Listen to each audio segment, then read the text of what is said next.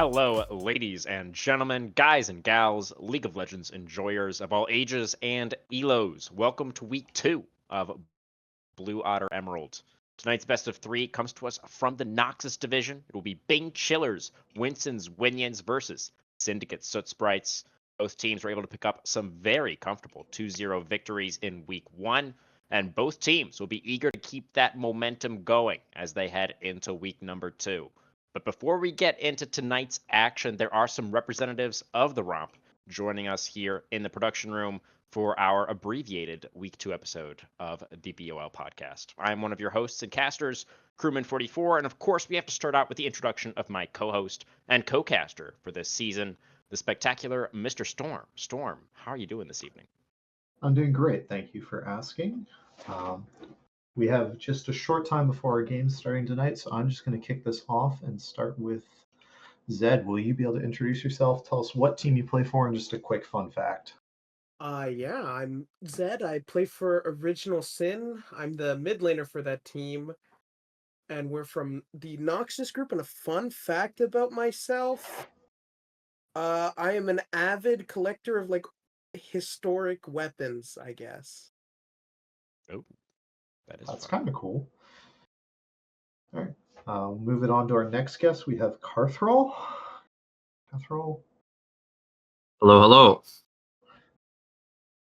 Yeah, so I guess I play on the Bloom Gaming Wisteria team. I'm the jungler in the competitive Freljord division.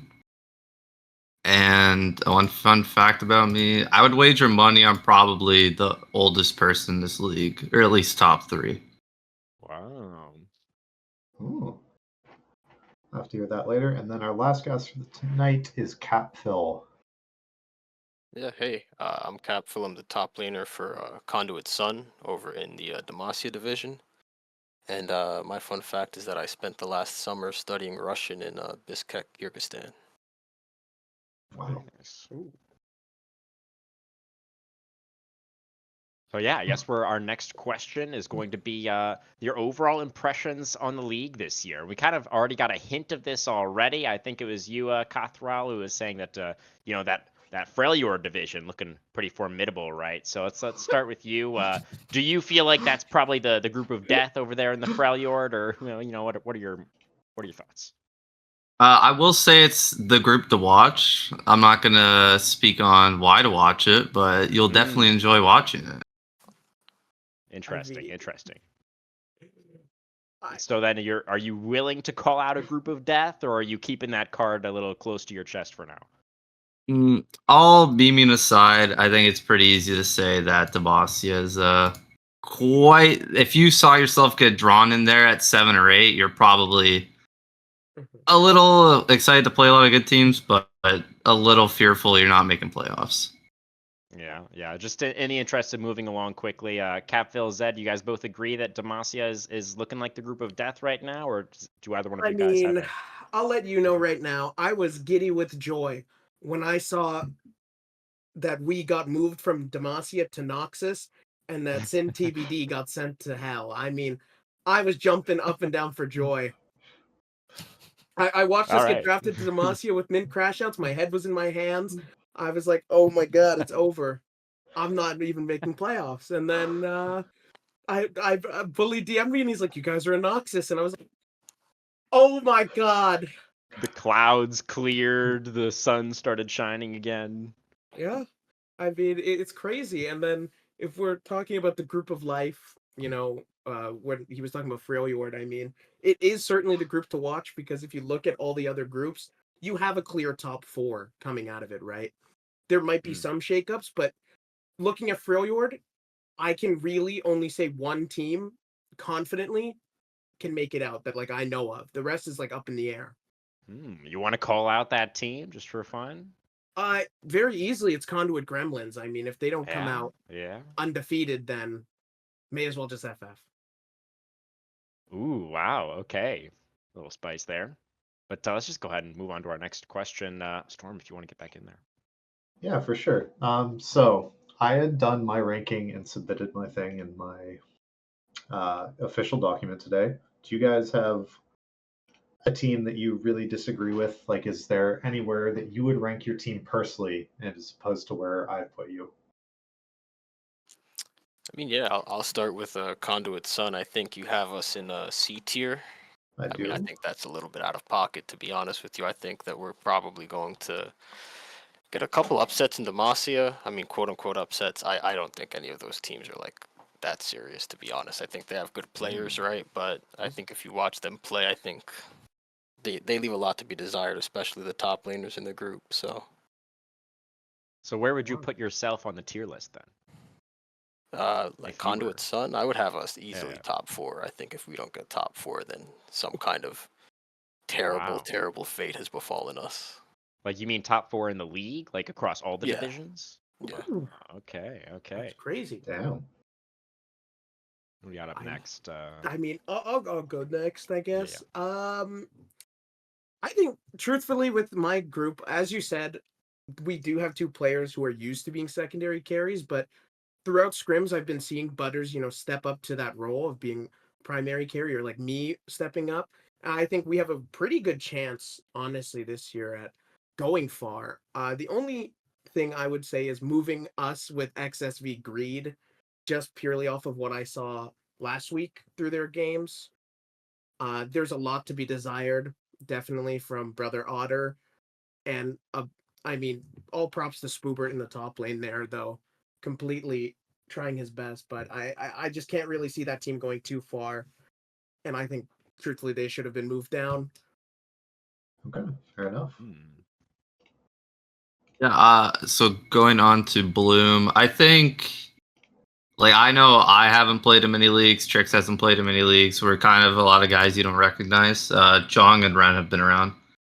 Our scrims, I would say we would probably, I think B tier is fine. I'm not going to complain about it, given the information you have. Going on scrims, I would say we're an A tier team. I haven't been in many comp leagues yet, so you don't know I'm him, but it will come up throughout the season. I mean, you've Sure. got that veterancy, right? Like you were mentioning. I've been playing this game way too damn long. I better be somewhat good at it. earlier. Sounds All good. right. Do you guys have kind of an overall consensus? Do you think there's like a top 3 in the league, or? Oh, easily. Yeah. I'll go first on this. My personal top 3, 100%. You got to have Winson's Winions up there. I mean, looking at that roster, I'm quivering in my boots right now. OTF in the mid lane, Espada in the top.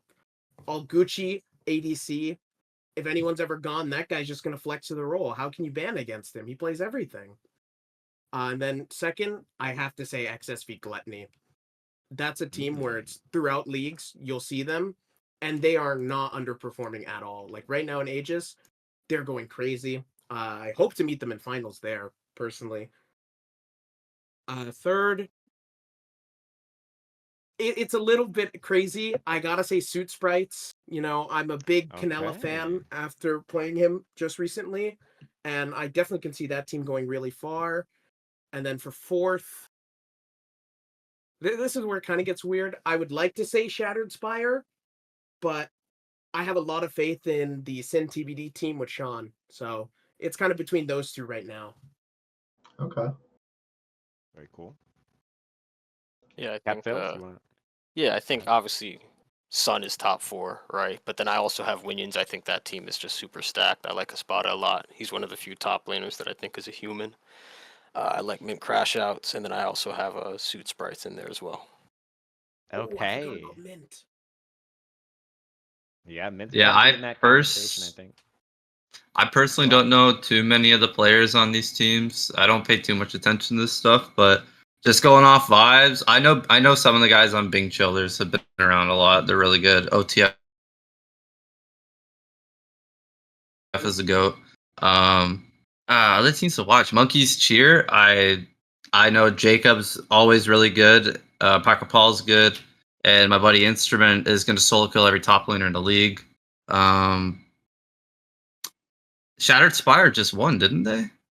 They are They the did. defending Yeah, I champs. think they're defending. Yeah, so I mean, you gotta have the defending champs top 4, and then I'll just put us top 4 just for fun. I think we can run with any of these teams personally. Yeah, I mean, you gotta have faith in yourself, right? Or what are you Mhm. doing here? Mhm. underestimated? Is there any dark horse you guys think are really going to be able to push it this season, make a playoff run?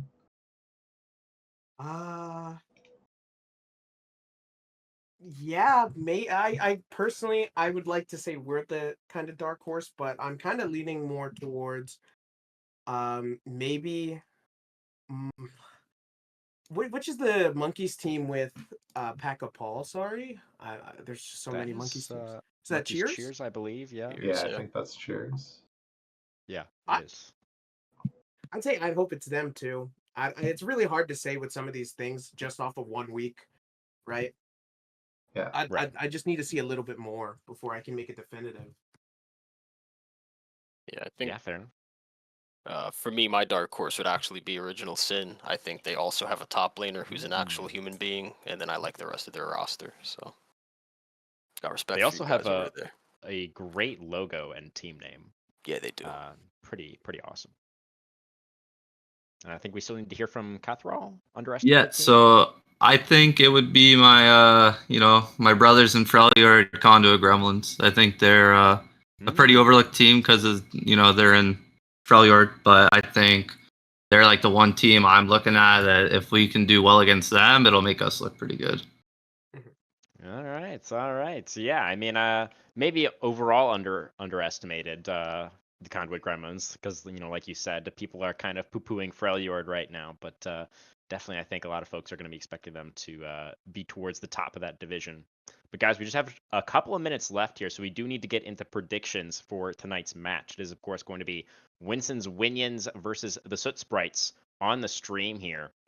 For myself, I originally wanted to go with the Soot Sprites prediction. They did perform extremely well last week, but I decided in the end that the side of the Winston's Winions just have a little bit too much firepower. I don't know if the Soot Sprites are going to be able to have that same level of success this week. Cathral, what are your thoughts?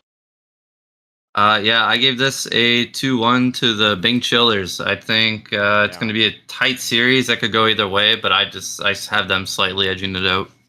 I think it's going to be 3 games as well, just to add to that. Yeah.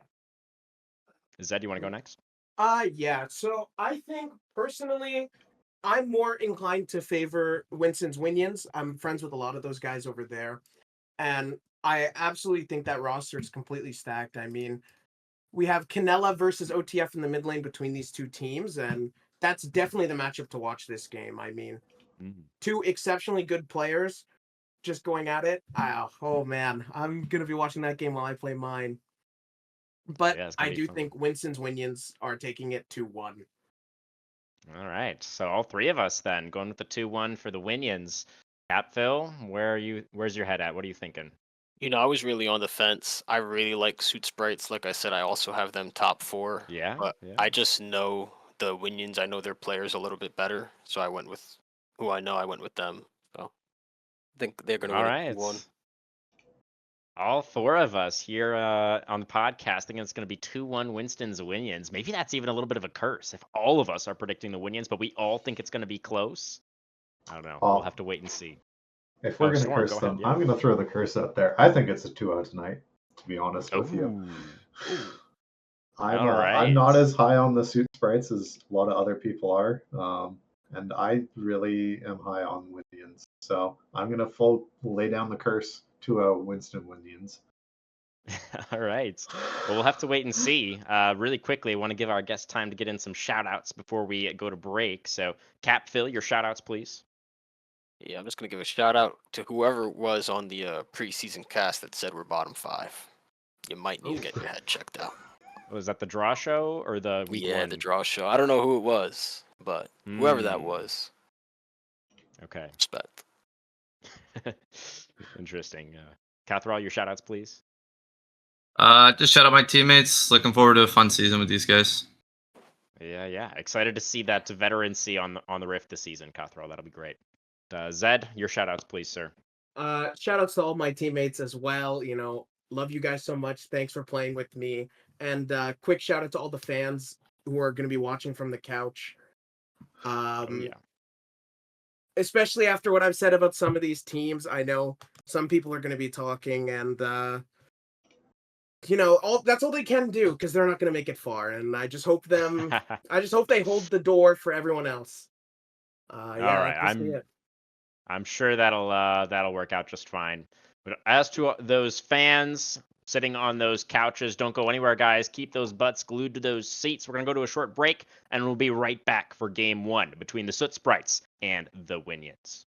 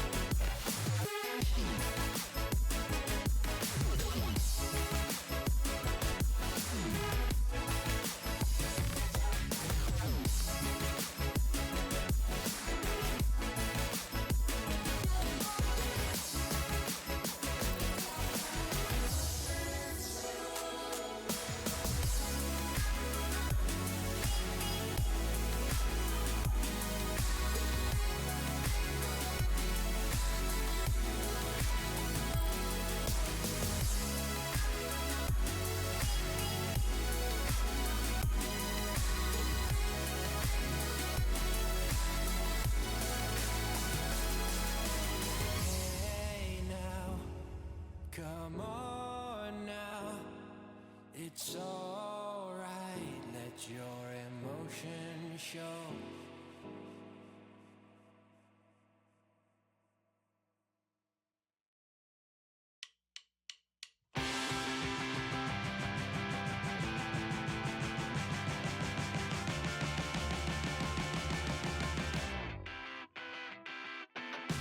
It's been a while, I've been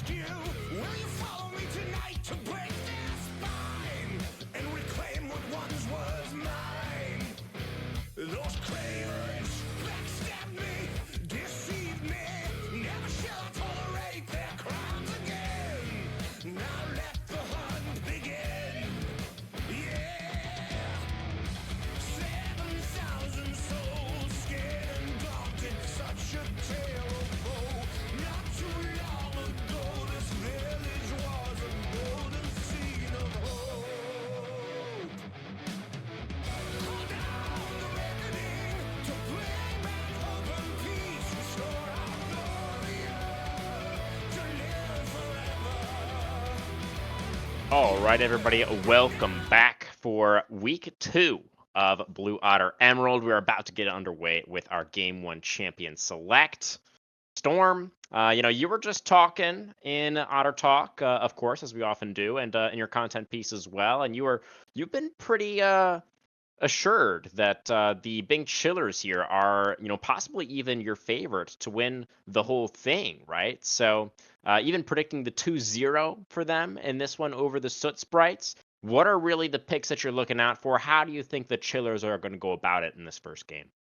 So I really believe that the Chillers are a team of controlled chaos, and that's the way that they should be playing. That I'm expecting a lot of skirmishing, a lot of early game. I'm kind of hoping we see, I don't know if we will with the draft going through, of one of these kind of S tier clear junglers that are so good at skirmishing, like the Darius or the Nafari.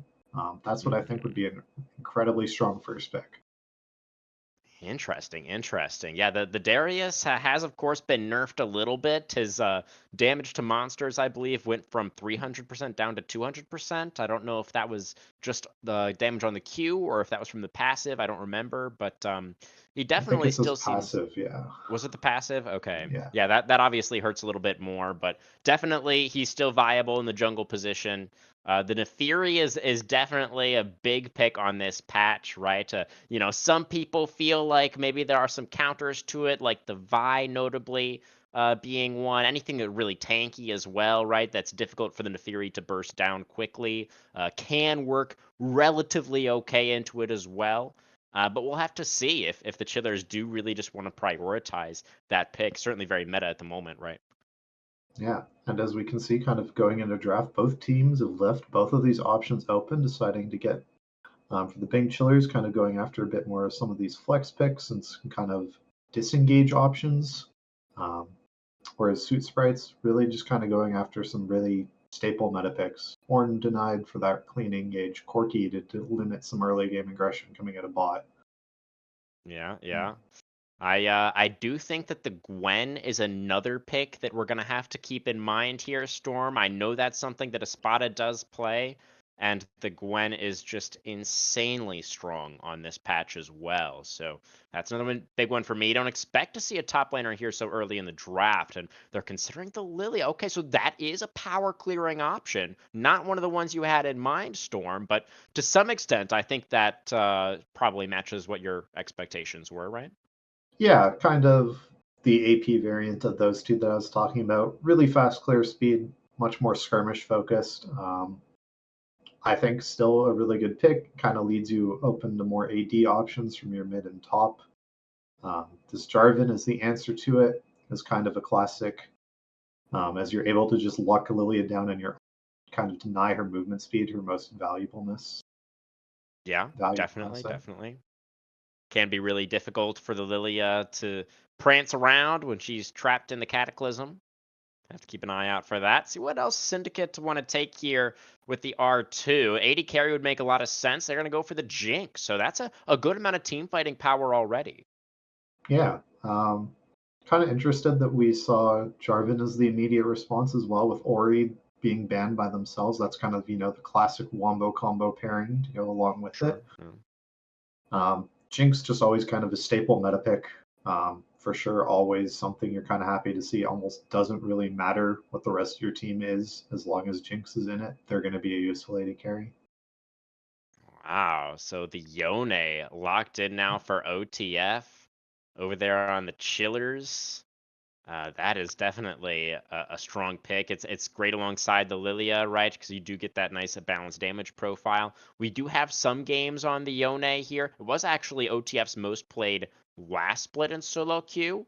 I will say Yeah. the win rate is not the greatest, but still, I feel like that's pretty threatening lock-in.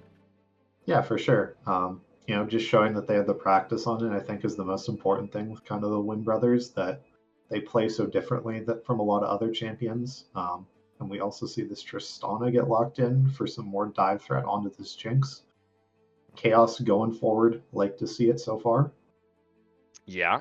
I think this is all according to your expectations, right? The Talia coming through, though, here on the R3. What do you think about that selection into the Yone? I don't know how good it is anymore. There was that major change to Yone with the snapback no longer just ignores all CC applied to you. That I think if you dash through the minefield and like go back, you're going to be stunned where you go. So that Yeah. does like give Jarvan the actual option to gank mid. That it isn't just a dead gank anymore. So I think it is like a pretty good pick, especially into the kind of go forward style, especially into the Tristana. I think it's really, really smart. Definitely, definitely. It can be a strong team fighter as well, right? We're into the second ban phase here. Looks like supports are going to be the focus. So Rakan and Leona banned out by the Soot Sprites.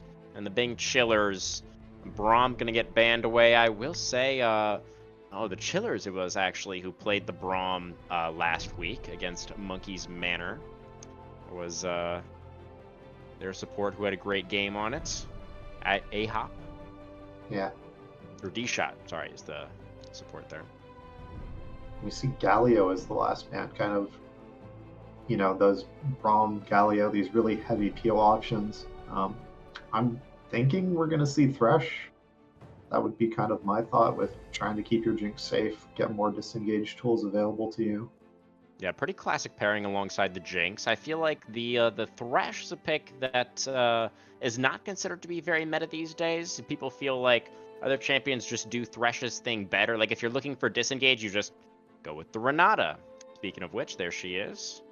Yeah, fair enough. Again, fantastic ult, especially into these auto attack based champions like Yone and Tristana who can just kill your team and wipe them. Yeah, definitely, definitely. And that, lines up with your own expectations as well, right? Of how the Big Chillers want to play. Having that Renata, I think, is going to be a big boon for the Soot Sprites and trying to control the battlefield here. The Nautilus, it almost seems like a bit of a self-counter pick, doesn't it? Yeah, it's kind of like that thing. You need it on this team. You need the engage. You need the go button. I think it's absolutely disastrous for your lane. But it's going to be the grub fight thing, right? And it's going to be, do the Soot Sprites want to try and match it? Blind pick Gnar, again, another very, very strong skirmishing champion, especially good with Jarvan being in the game, just creating that extra terrain. Definitely, yeah. Can be really powerful. And gives a little bit more team fighting strength, like you said, to what the Bing Chillers have here for this game number 1. I do want to correct myself a little bit. I got a little bit dizzy earlier. So it was last week the Bing Chillers were playing with a substitute bot lane. They had their subs, Solo Mason and D-Shot were playing last week. This week, they do have both of their starters on the Rift tonight. That's going to be All Gucci and A-Hop playing this week for the Bing Chillers. They do have a sub tonight in the jungle. They've got Steve coming in for Trad in that jungle position. So just wanted to mention that. And now the Aurelia, the answer into the Gnar. Nice and spicy, isn't it, Storm? Yeah, that's one of those lane matchups where Aurelia is like feast or famine. It's like picking Yasuo on the top lane. It's super risky, but if you play it well and space it, it's just so disastrous for Gnar, whose auto range at level, kind of 1 to 5 is just so short that you can just get on top of him and beat him up and kill him over and over again. I really think the Soot Sprites have a better draft this game. Yeah, I mean, they were able to get the counter picks in both solo lanes, right? The Jarvan feels like a great answer into the Lilia as well, like we were talking about earlier.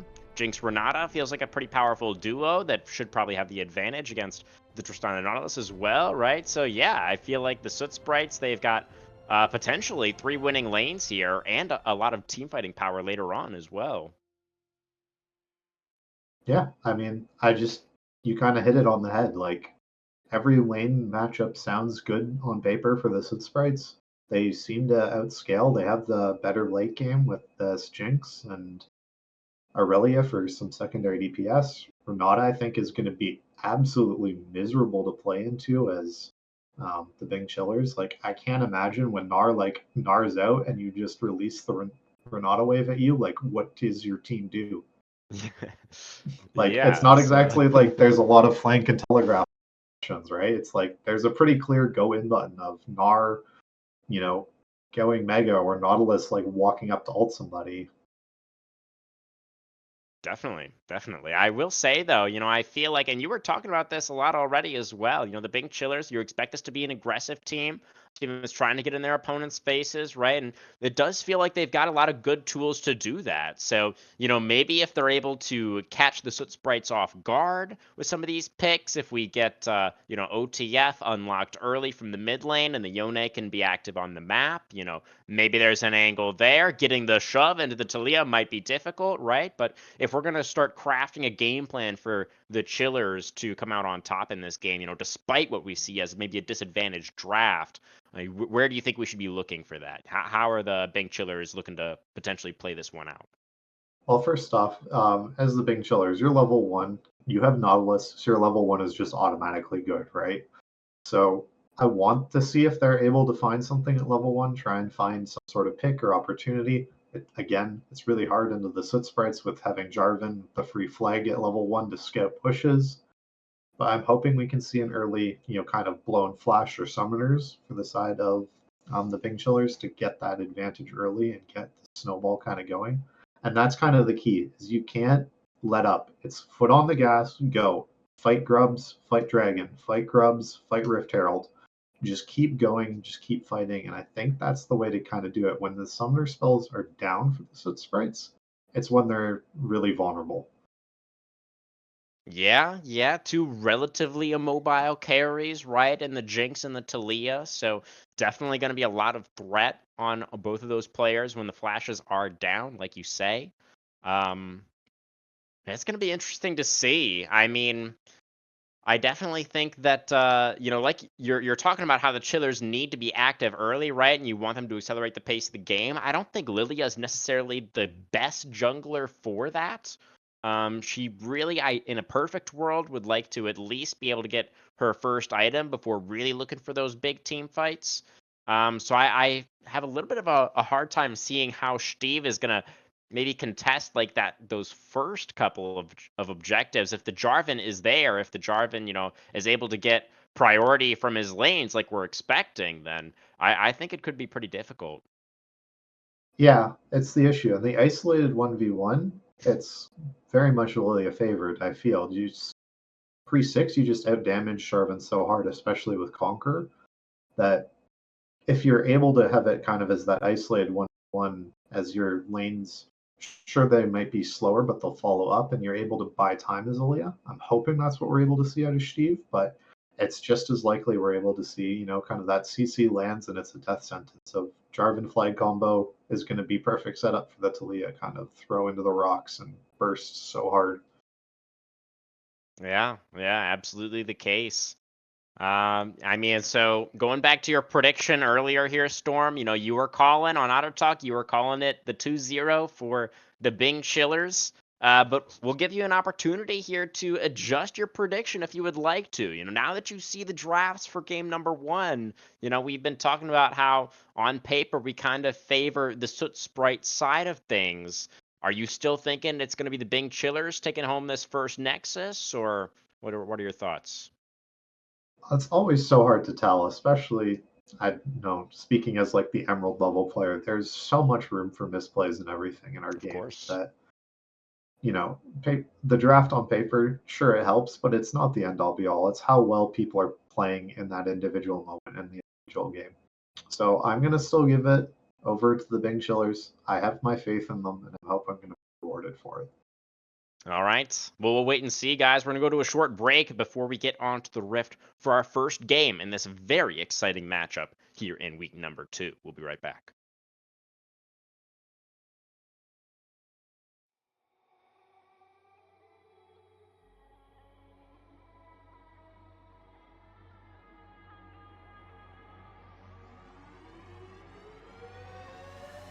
You never stop calling me crazy, but you the one that's fucking crazy.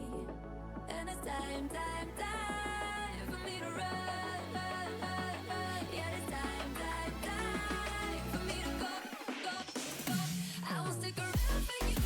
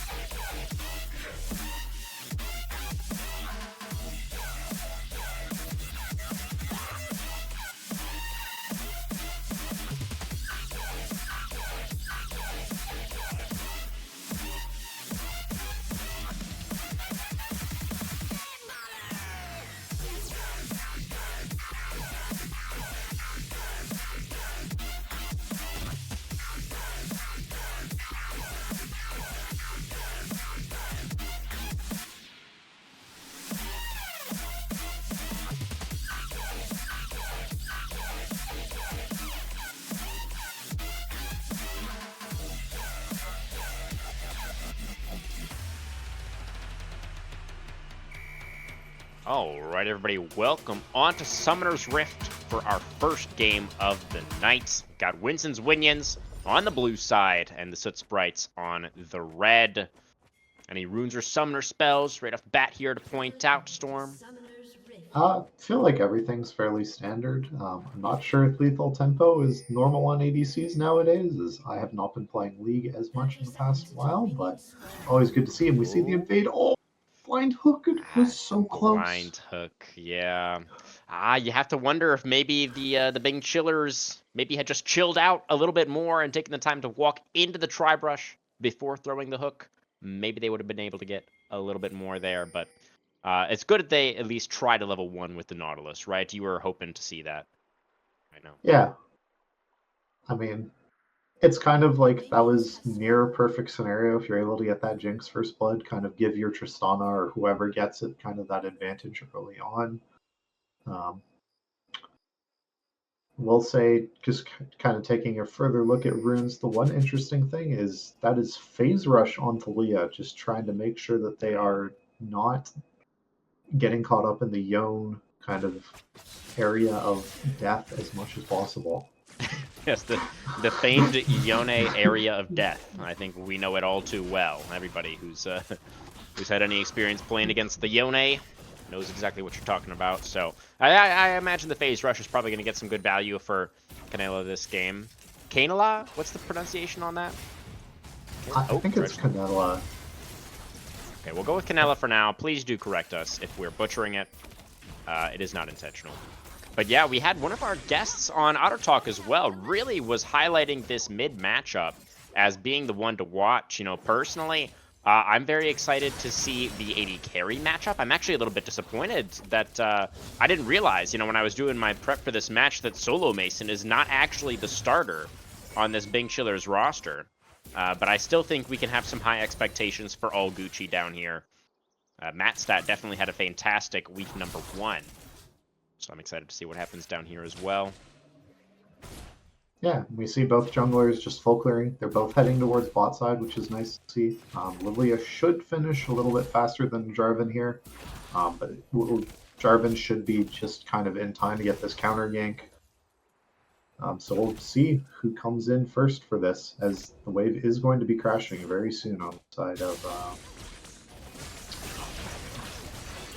Yeah, so Sprites getting that one shoved in pretty nicely. So there is going to be a potential angle here for the Lilia, but like you were just talking about, Jarvan is also down here. So I feel like I don't know. I mean, who wins the 3v3, honestly? It's like the early power of the Nautilus versus the early power of the Jarvan. Kind of how it feels. Yeah, it should be really, really close, I think. Ward goes down in the tri-brush. Good heads-up ward there from the Sprites. That is going to secure the South Crab for Thrasher. See if they can make it a double crab situation, as Boxer Squirrel going in onto a spotter right now. It is the mini Gnar, but Boxer Squirrel not quite able to do enough damage, and that's actually going to be the flash forced out by the mini Gnar in the 1v1. I don't know if that's how that matchup is supposed to go. Yeah, Boxier Squirrel just getting really greedy trying to get this hold. We both, you know, your junglers on the bot side of the map, both junglers playing for it, and just taking way too much damage from the minions there, just getting those chips in, getting away at that health bar. Also see Canela has been forced back with their TP early. A-Hop face checking. Ooh. Yeah, it's going to be the Nautilus. There's the power of the Renata. Pulls the Nautilus backwards. A-Hop running down low. Has to flash away to try to stay alive. And Matt's not going to play patiently. The Flawless Duet connects it. Boxier Squirrel's running out of health. Espada. Oh, that was actually so close. But the Gnar is going to win out. Espada finds a solo kill up there in the top lane. And that Northern Crab did go to Steve as well. So Bing Chiller is off to a nice little early lead. Yeah, as a Bing Chiller fan, that's what I like to see. Get that counter pick going, shows that, and we see they are building the correct boots. We have bought armor. It's a success. Espada, thank you. Yeah, makes a lot of sense. Of course, not quite able to get the steel caps actually completed just yet, but yes, the cloth armor in inventory is going to help out just that little bit. And yeah, really concerning for Boxier Squirrel that R5 Irelia pick. Not looking so hot so far. Yeah, we see kind of Jarvan just kind of wandering around right now, trying somewhere useful to be, just covering, looking to make sure that his bot lane is safe on this push out. Lilia just continuing to power farm, has that kind of one camp advantage. Thrasher gonna move into the lane. It's actually QRW. Oh my god, we gotta work on that pronunciation as well. Ahab now going down low. The bailout's not gonna come through in time to save the Renata. And now the resets on the rocket jumps. All Gucci going crazy in the fight. Steve gonna take the last hit onto Thrasher. That's gonna be 4-1 on the board for the Chillers. They're gonna secure the feat of Warfare. Not the first dragon though quite yet. Yeah, taking their reset, getting ready for. I think grubs are very much the more of the priority you want to have for this. You see Nautilus already roaming up. You have priority from this Gnar in the top lane. I think grubs should be ours, especially with this TP coming in. Be interesting to see if it's just going to be a trade for the bot side of the map. But we do see Jarvan moving up here. I don't know if he should be here. Yeah, his own support is going to be later on the move. Nice word going down there from Ahop. And really quickly, while we have the time, what is the pronunciation for the Syndicate support? Can we just go with Q, maybe? Yeah, I feel like Q is safe enough. Okay, let's run with that. Yeah, I don't know how you pronounce that otherwise. I don't think we do. Yeah. Yeah. So the grubs are going to get taken, like you were expecting there, Storm. This is going to be the first neutral objective, going over to the Chillers. The dragon is going to get traded. So we see Thrasher and the bot lane down here in the southern part of the river, going to be able to make that neutral trade a reality. Yeah, I like to see this. Steve immediately beelines for the red buff, knowing that Thrasher is kind of going into that way. Just deny some camps away, pick up this red. Krugs will hopefully be spawning. A really great thing to get. Oh, Boxier Squirrel going to go for the Vanguard's Edge, spotted with the flash away, but the mini Gnar is so very mini, and now he's very, very dead. Boxier Squirrel getting some revenge up there in the top lane. Yep, and that's how that matchup is supposed to go. Aurelia just able to stick on the Gnar so effortlessly. As soon as she lands that stun, you're pretty much hooped, because she just is always able to follow the dash when you're dashing away. Yeah, nicely done by the Squirrel. And now we're going to need to see the Irelia continue trying to put on the pressure in this matchup, right? Theoretically, Boxier Squirrel should be the queen of the side lane on this Irelia.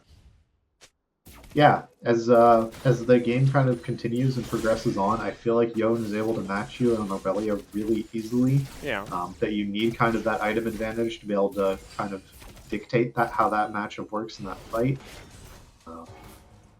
We do see this really big invade coming in that we're looking to contest onto this Lilia, try and deny some of her farm away, figure out where she is. Oh, Flawless Duet not going to land. Yeah, the invade, not really that successful for the side of the Soot Sprites. They're not really going to be punished for it or anything either. So the Gnar is going to come out from a spot up here. That Flawless Duet is going to land. Mega Gnar timing out relatively soon. Meanwhile, Q down here in the bot lane will lose about 50% of his HP, but Jarvan is here to potentially go for a bit of a counter gank. Yeah, we're gonna have to see. Moving over. The Nautilus, a little bit isolated right now, as the EQ is going to land. Matt Stat moving over as well. The Dredge line connects onto the Jinx, but no help coming, I don't think, for Ahop. The Swirl Seed connects only onto the Renata, and the Nautilus is just going to have to give himself up here. Team not going to be able to do anything to save him, and that is going to be number 2 now for Matt Stat on the Jinx. Yeah, with Gucci just getting chunked out there just a little bit, not able to commit onto that fight. And I hope they are all safe being able to collect this wave. That feels really disastrous. Now we already have Ahop moving back down the lane. And that zap is going to miss. So yeah, All Gucci is indeed true to the name. All Gucci. Gonna be able to pick up that minion wave, no problemo. And we have our next round of grubs, gonna be less than a minute now. Only one of those grubs gonna be needed by the Chillers to get to that 4 grub breakpoint, right? Yep.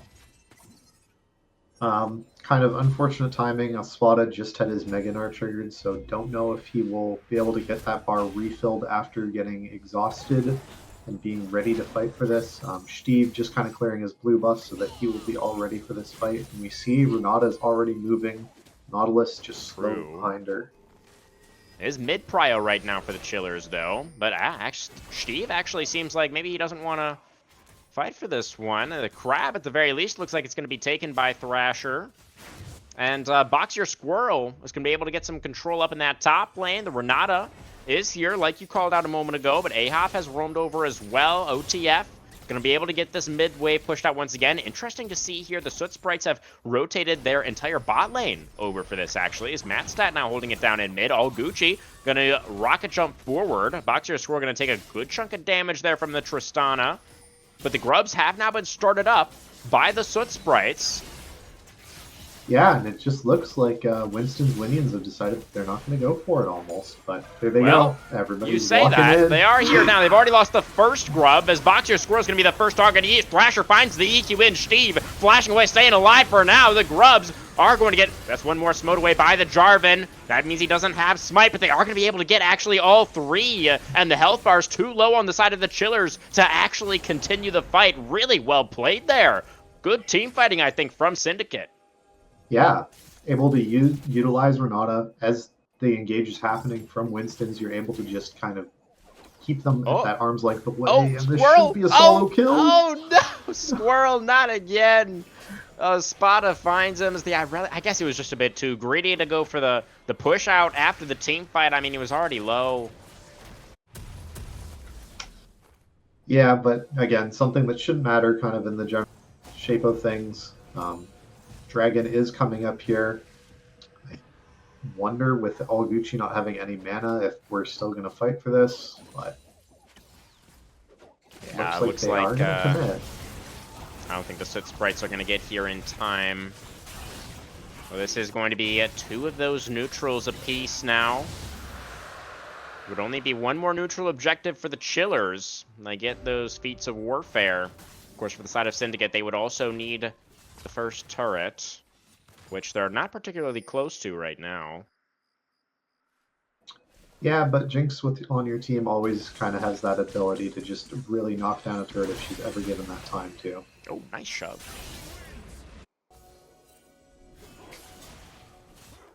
Yeah, so looks like the game might slow down just a little bit. Boxier Squirrel's going to be able to get some work done on this turret, and now it's going to do a little bit of proxying.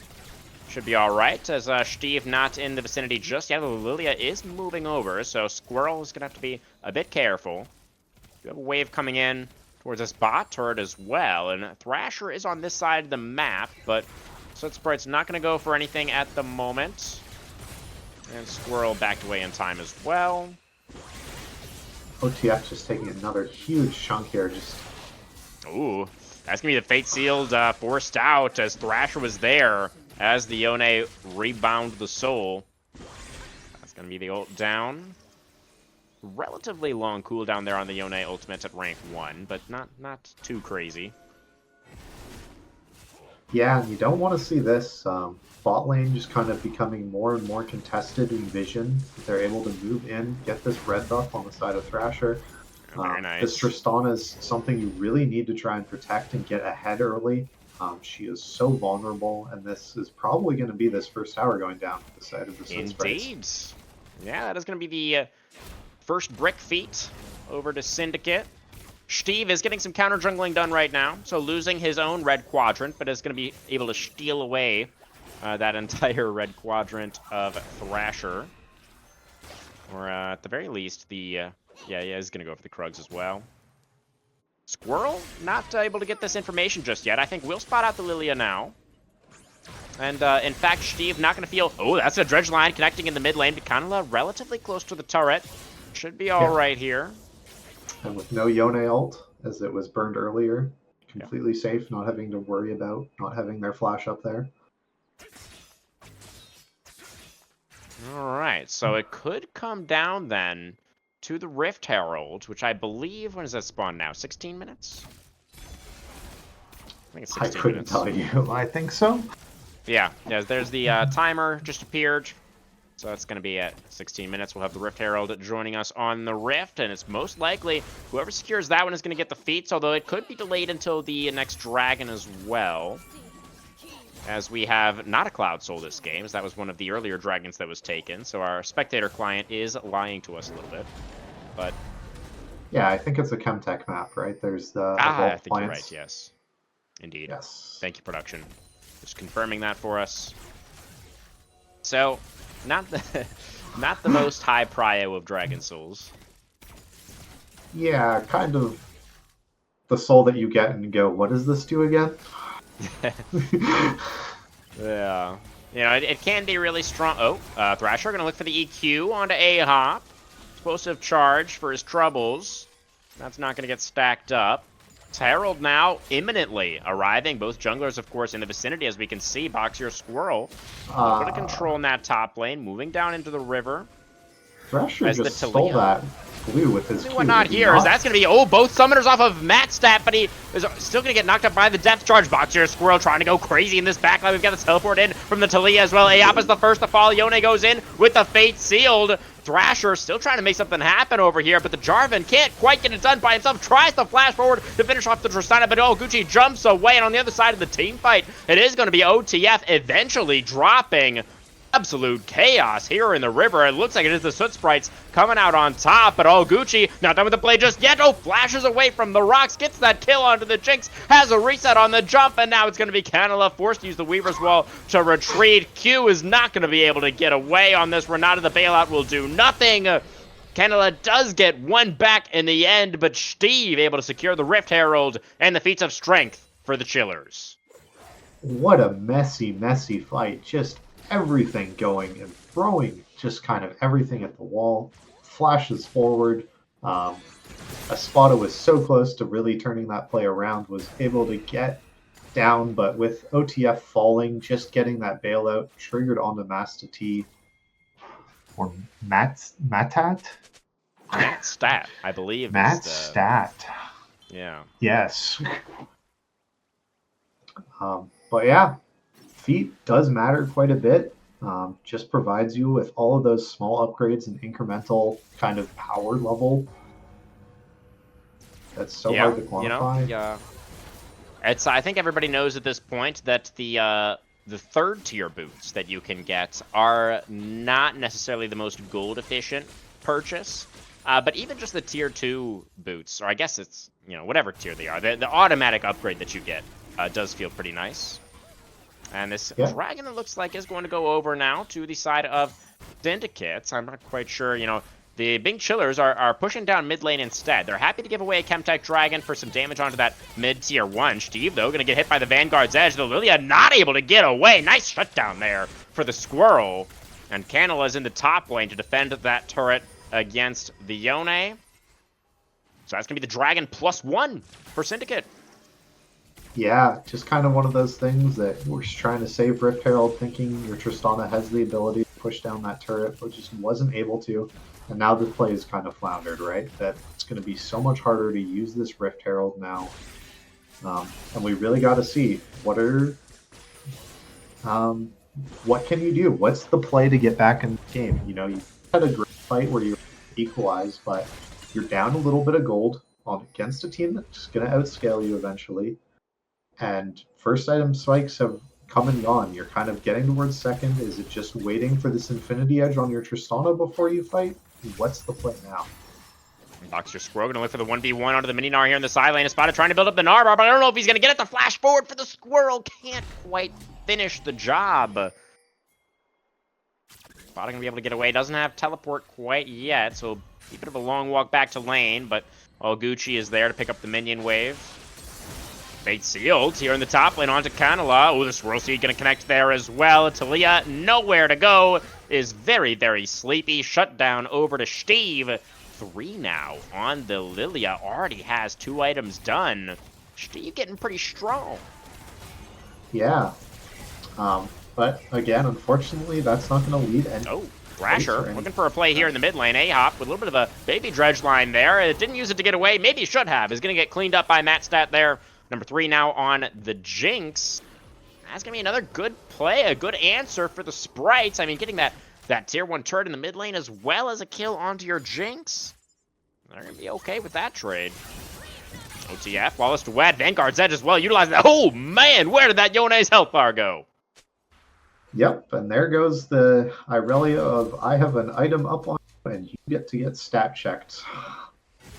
Fun times. You know, normally I would feel bad for a champion getting eviscerated by Irelia like that, but since it's Yone, I don't feel bad at all. Yeah, exactly. It's great. Yeah, Box Your Squirrel, we were a little bit concerned, you know, seeing that solo kill in the early laning phase. That was the first blood, I believe, for Espada, the solo kill, but I think since then we've started to see some of the Irelia mastery come through. Yeah, exactly. Atacon. I mean, they've looked good. Atacon spawned down bot lane. Aurelia is just kind of in her element now, right? She has this item up. She's able to just threaten almost always with all these flowers. Guard, another one lands, and look at that chunk just getting us spotted just so low.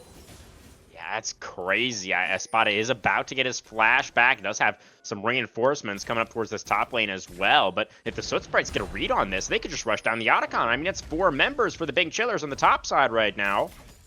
I don't think Soot Sprites quite have all the information that they need. We're not going to make a fast play towards the objective. We've got only 90 seconds out on this next dragon. So, you know, we can poo-poo Chemtech Soul all we want, but it is still a Dragon Soul, and it is still going to increase your chances of winning the game.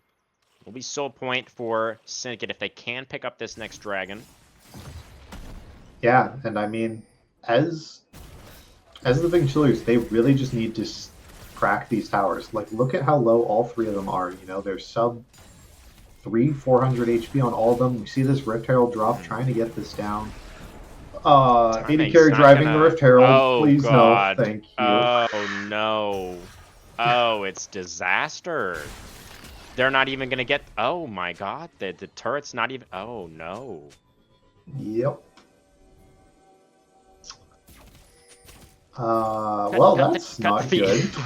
All right, guys, we're going to get ready for game 2. We'll be right back. No, Yeah. Okay, Gucci is going to try to jump away now. In fact, it's the Dredge line pulling in. The Irelia Squirrel now in trouble, is going to sleep. The bailout comes through, though. Can he get the reset? That's not going to come through. Barely, not in time. Matstat a bit deep there as the Jinx picked up the turret aggro. We're going to get Nard into the wall. Yone over the top. That's going to be Matstat down. Canola now going to get hit by the Swirl Seed. Espada finds the double kill. That looked like it was going to be so good for the Sprites, but then it all went wrong. That's an Omega throw. How is this, Aurelia? Do you let your team kill themselves? And that's Dragon. That shuts down this clock immensely and gives you back time to get into this game. I mean, sure, this Dragon sucks for your team, but you're just denying this whole point as we talked about, and just giving yourselves time and the ability for this Tristana to just get these fights going. I mean, I guess it was just a little bit over-aggressive from the Sprites, right? They could have fallen back earlier to the Dragon, but your Squirrel wanted to position aggressively there, you know, got hooked in, and then once the fight started, it felt like the Soot Sprites were kind of like priced in. Like they felt like they had to get something for their top laner going down, but they ended up committing underneath the tier 2 turret, and did not work out for them at all.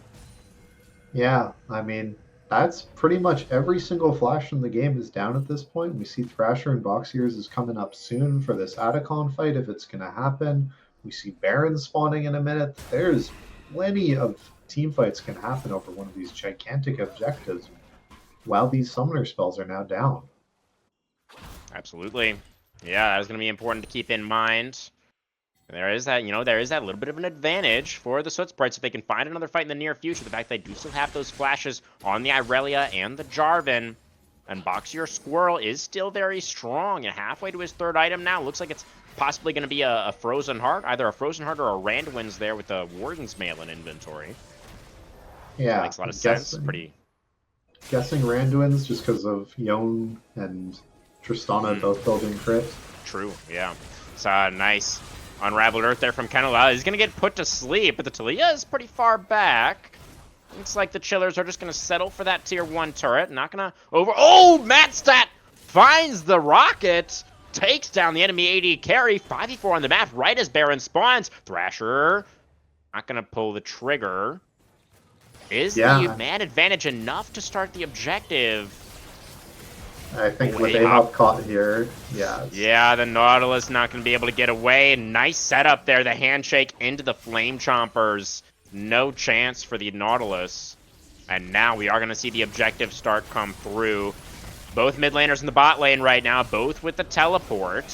Steve is still here, but doesn't have flash or ult. It's going to be a tough contest. Espada has built up the Narbar. If he can get Matstat into the wall again, there could be an angle here. They're looking as the teleport's in now from both mid laners. Here goes Espada. He does get the Jinx into the wall. There's the Fate Sealed over the top. Can they kill Matstat? The bailout is on. It doesn't come through in time.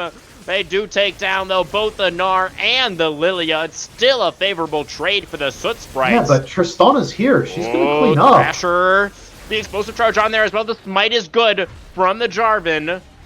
And all Gucci and Ahop, they did make it back to the play, but they're not able to stop the Baron from going over. Man, I know it's really hard to say here, but I really wanted to just go in there and basically kill themselves and act as Tristana's frontline and vision so that she could get some more of these Baron buffs off the enemy team.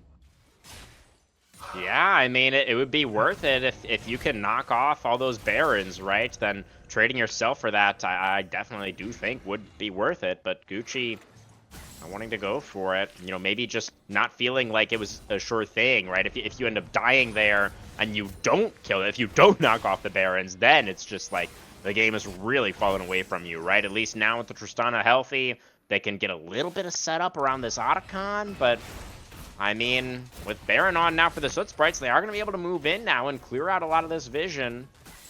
You can already see they've pretty much secured control back now for the Sprites. The real question is, what do they want to do with this Baron? Yeah, it's where are you trying to focus? You know, these outer tier 2 towers are always the focus when you're getting Baron early to try and get some gold injected into your team, but we are going to start up Otacon. There is no vision that does kill that. Yeah, it does kill that ward and kind of let them know what's happening. But oh, well, Gucci jumping forward in the mid lane, gonna eat a bunch of rocks to the face for his trouble. Otacon is gonna go over uncontested. It is the Voracious variety, so they've got GAs now on all 5 for the Soot Sprites to complement their Baron, but they did use a lot of their Baron buff to take that Otacon. They've only got about a minute left of it. Yeah, haven't really gotten much with it. You don't see, there's kind of this mid wave is now just getting kind of shoved in. This bot wave has been set up. The top wave isn't there at all, but they should be able to get this turret here down towards the bot and mid. Well, and there's nobody here to back up Squirrel. Yeah. Okay, yeah. The mid lane tier 3 now under siege. They've got it down to about 50%. Minion wave gonna get cleared out by the Tristana though. Squirrel's gonna connect onto Kanala. Lilia ult not going to be committed. Baron still on for about 40 seconds. They're gonna fall back to the dragon. Yep, you just need to keep playing it safe, right? You have the advantage, you're this far ahead. All you need to do now, as this Sprites, is not dive into a tier 3 tower. Don't do what you did last team fight. And they've got this game, I think. So, gonna see if we can get a catch-up here. Recall gonna get stopped there. Remember, the Otacon buffs are on, so it's not a true kill, but still a nice pickup for the Chillers. Matstat should be able to get out here.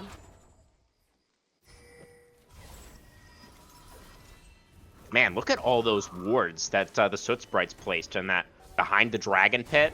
They really did their homework. Love to see that. They're really ahead here, and they're really looking like this one is. Which really hurts my 2-0 prediction. It really does, yeah. Your prediction is in grave danger, Storm. It's looking really good for the Sprites right now. Steve looking for the crab contest. Gets it! Huge win for the Lilia. Oh, but now is he going to have to pay for it? As the Flawless Duet connects there, Steve going to try to flash away, but it's just into the waiting arms of the Jinx. Goes golden, and then that's going to perfectly allow the Flame Chompers to come down. 5v4 now on the map. Lilia, no flash. Wave coming in. No more Baron buff. Yeah, that's a pretty big thing. That's kind of your main way to turn around fights is this team, right? It's your only AP source. Most of the enemy Yeah. teams stacking armor. Flash Zonias, that just means that in this, kind of next 2 or 3 minutes when Baron's up, that you're not going to have all those tools available to you to really go for the 10-man sleep. The 10. Yeah, it's gonna be a tricky one.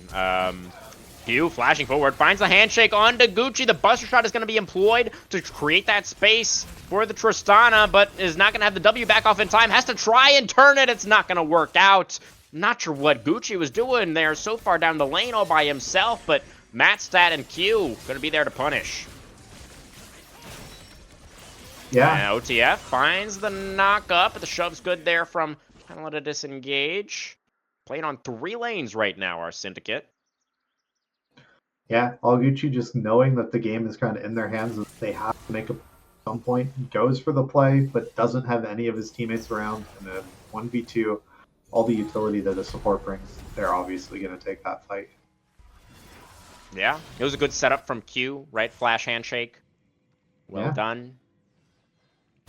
And looks like the Soot Sprites aren't going to be able to get too much more right now. They're just going to play for the Baron, get the resets in. Oh, counter actually going to get canceled there. The Dredge Line is going to connect onto the Talia, and OTF is there with the ultimate. Canela has flash, but I don't think there's any way out of this one. And that's now the mid laner down for Syndicate with 20 seconds on the Nash spawn. Yeah, that's a big pick. Talia's kind of your main way of, making sure that this team can't dive in onto you. It should give the Winstons just time to get Baron Vision set up themselves, make sure that they're able to sweep up, able to take their resets. I don't want them to start it, but I'm pretty sure they're about to hit this thing. They're gonna start it, Storm. Is no use fighting with this one. They are burning it down pretty quickly. Thrasher is here, though. He's got That's a blast time to cone. commit. He's got vision in the pit. The hostile takeover coming out relatively early there. Now we've got a Oh spot my over the wall. It's a big angle for the Mega, but Matt's had a good flash away. The Jinx is still alive for now, but the team Gucci fight on has Matt's already side. Gucci on lost. Matt's side. The flash away from Thrasher, but the Jarvan will not be able to survive. Shut down over to Steve. Espada finds the angle, and it's going to be the Bing Chillers back in the driver's seat. Wow. And you know what? They were right to hit it. My mistake. Why would I doubt my goats? Obviously, Espada You've never is just doubted going them. Yeah, he's just going to hit it. Oh, Jinx rocket. Oh! Okay. Ooh, good try. Good try. Squirrel gonna look for this tier 3 in the mid lane, so that is gonna be something back for the Sprites. I've got a dragon in about 30 seconds here, and this could be a little bit of a trap for the Chillers. I mean, you kind of have to contest it or you're just giving over a soul, right? But if they lose this fight, then their Baron buff is going to be all for nothing.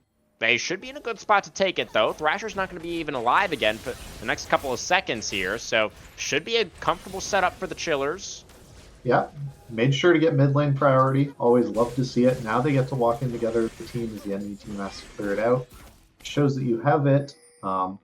I'm hoping that they're able to find this Aurelia who's just chilling in that tri-brush, acting as a human ward, but they do not know. When does Boxier Squirrel decide to make his move? Espada gonna spot him out now. Okay. Collapse, Aurelia collapse, has collapse. been identified. OTF getting that push in the mid lane once again with the Baron buff. Complete control of the river right now for the Chillers.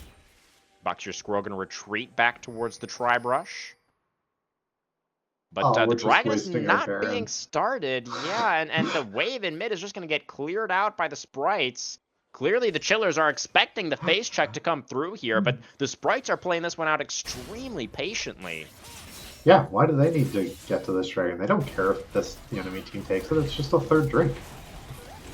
That's right. The dragon is now going to get secured. Boxier Squirrel is still in the vicinity. Want to try and make something happen here, but OTF is going to find Matstat and just gets Yonade. Just Yonade all over him. And now Thrasher got Steve in the Cataclysm. The Lilia had the flashbacks, able to get away from that one. Ahop's in a very unfortunate position here. Is going to get taken down by the Jarvan. So that is going to make it a 1-for-1 in the team fight. The dragon did go over to the Chillers. What a wild and wacky game we have here in this first one, Storm. Yeah, what is happening? Why are these teams doing A what lot they're of things doing? are I mean, happening. Q is just solo running at this Lilia, no fear in his eyes. Like, why? I'm not sure, but we are going to hit a Scryer's Bloom. We're going to steal away a red buff. Everything's okay for the moment, at least.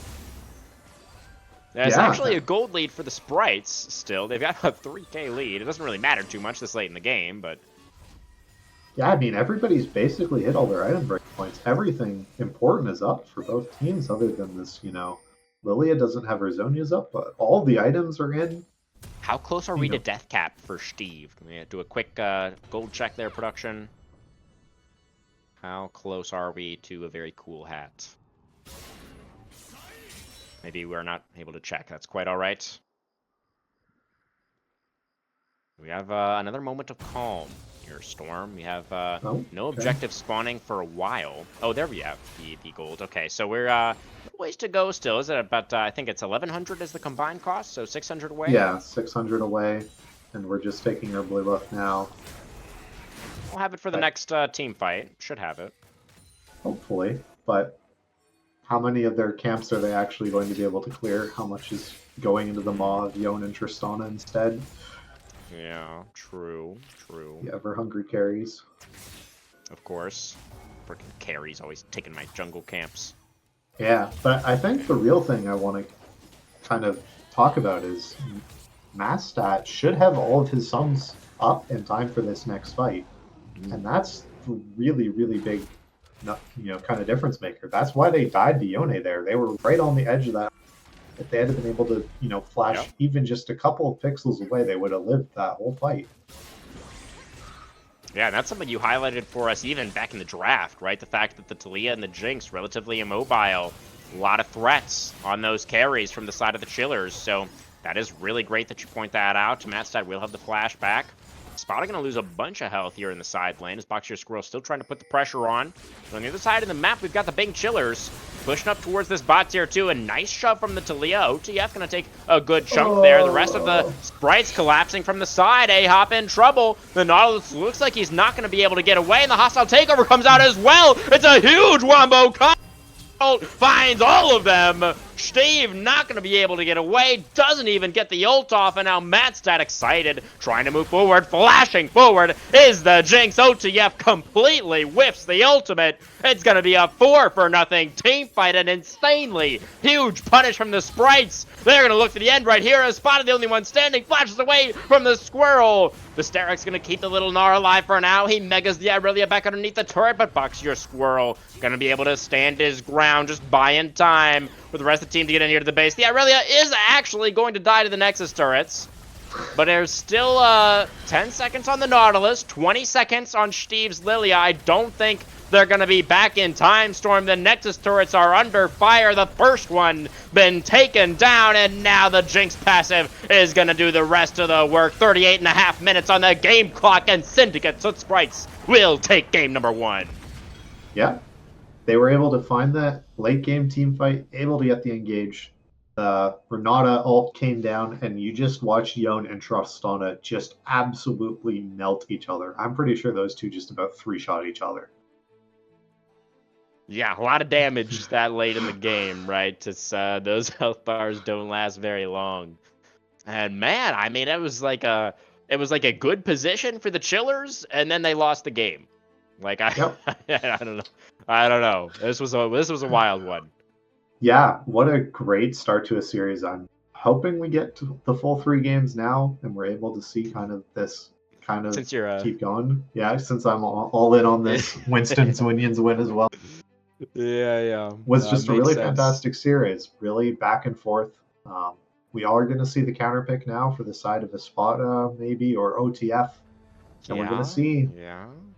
I've kind of talked about, I thought that this Soot Sprites team were really, really good at drafting counter picks and playing to the strengths of what they were able to take and counter pick. And I'm curious to see how they're going to work on blue side, what their game plan is going to be. Yeah, that is going to be really interesting indeed. I always like to award a POG after all the games that I cast, Storm. If you were going to award one for the side of the Sprites after that game number 1, who are you looking towards? I really think you just have to go with the Jinx, right? She did her job. She got 12 kills. She clicked on people, and they died. I like it a lot. Yeah, Matt Stat felt like he really knew how he needed to position in those fights, right? Was punished a couple of times by Espada, finding those angles with the Meganars, but for the most part, yeah, I thought Matt Stat was a really consistent presence for the Soot Sprites in this one, and I'm glad we're giving it to him as well, because that was my player to watch for the Sprites coming into this match. So Matt Stat definitely giving us a good performance in that first one. Guys, we'll go to a short break, and then we'll be back for Champ Select for game number 2. See you there.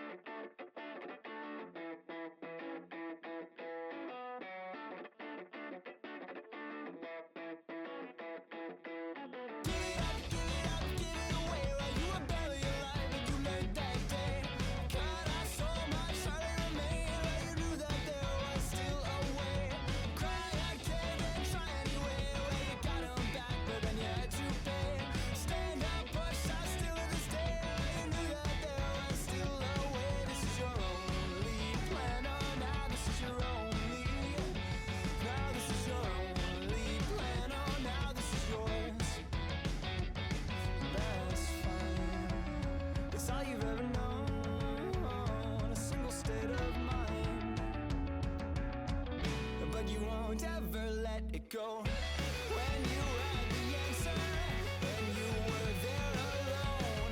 You left the door unopened when you knew that you would want more. Give it up, give it up, give it away. While you were barely aware, you learned that day. Cut off so much, hardly remain. While you knew that there was still a way. This is your only plan. Oh, now this is your only. Now this is your only plan. Oh, now this is yours. And you're right. You force it to yield. You forge it to the lines. You let your callous be your shield, and everyone will say that it all was finished years ago, but you will stay, and you won't ever let it go.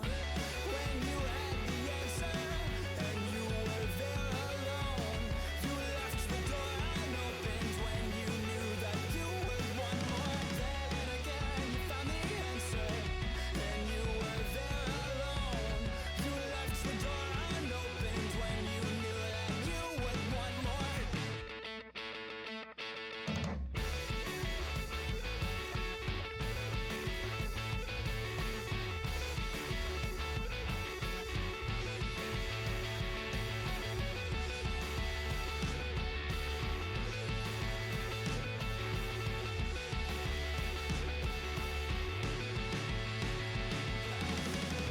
When you had the answer, and you were there alone.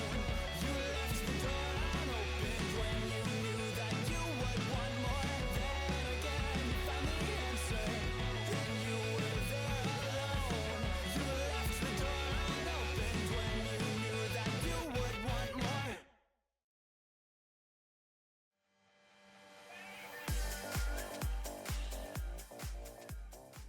Alrighty, folks, welcome back. We are now getting underway with our Game 2 draft phase between the Soot Sprites and the Bing Chillers. Let's see here. We've got the Chillers choosing to move over to the red side after that loss in game number 1. Any other adaptations you're looking to see here in the draft, Storm? Just hoping that the draft is about to start. All right, we do see the first man come. So, Chillers, this time, please react to what Syndicate is doing. Maybe if they are playing a full disengaged team that is all about not letting you dive, don't block dive champions in. That would be my suggestion. Interesting strategy, yeah. We'll see if they decide to go for the reacting to what your opponents pick strategy. That could be a good one. The Yeah. Ivern gonna get banned away here. It's their first ban. So in the previous game, the Chillers banned away Poppy, Jinzhao, and Rel. So already we've got a little bit of a difference there. For the side of Syndicate, they banned away the Oriana, the Ornn, and the Corki. So expecting that Corki to come through as the last ban on blue side. Yeah, and we already see trying to limit the very peelable, very easy to get away from champions with Ezreal being gone, Ivern who provides so much peel. I'm wondering if we're going to see like a random Xayah ban and just go, no, we must be able to dive onto your AD carry. You cannot play disengage. No anti-dive comps allowed. Yeah. Please no. They're just gonna ask really nicely, and maybe that'll work out. The Corki ban did not actually come through. They're gonna go for the Sejuani ban instead. I wonder if that means we're expecting a Corki here on the B1. Yeah, Maybe I that have should no be the idea. last ban for the Chillers. Is Sejuani ban? That's crazy to me. Young's gone. Like, kind of why do you care about that champion? Yeah, I mean it seems like a throwaway ban, right? Like they weren't really wanting to ban anything, so they just Yeah. banned Sejuani. Is kind of how it feels. There goes the Poppy ban saying, "Let us dive you." As we were expecting. Already Ari, a interesting. champion that is hard to dive, provides a lot of utility. True. I like Yeah. it for the side of Sin. Makes sense. Pretty high proud just in general these days as well. Yeah, I've been hearing about this like Rod of Ages tankier because she never one-shots anyone anymore because they nerf her AP ratios. And the There- Chillers have decided we are diving, we are going forward. There's Maokai and Quirk. Well, to be fair, Maokai can also play more of a disengaged style, right? He doesn't have to dive necessarily. That's, I mean, that is a true statement. I've never seen a Maokai play that way in my life, but You'll believe it when you see it. Yeah, fair enough. Fair enough. There's Um, Zhao, another great champion at providing disengage and peel with his ult in the zone of I can't be hit. No. Yes, that's an official voice line, I think. Yeah, That is in the game, I'm pretty sure. that's I'm along trying with to the find right Mulan. now. Yeah, Thanks. Canela did play an Ari game last week, actually. That was in their win over Maelstrom Esports. Was 7-1 and 13 on the Ari. Did not go for that tankier build that you were referencing. It was just Malignance into Leandries into Void Staff, it looks like, for Canela last week. We'll see if that is going to be a similar build this time around as well.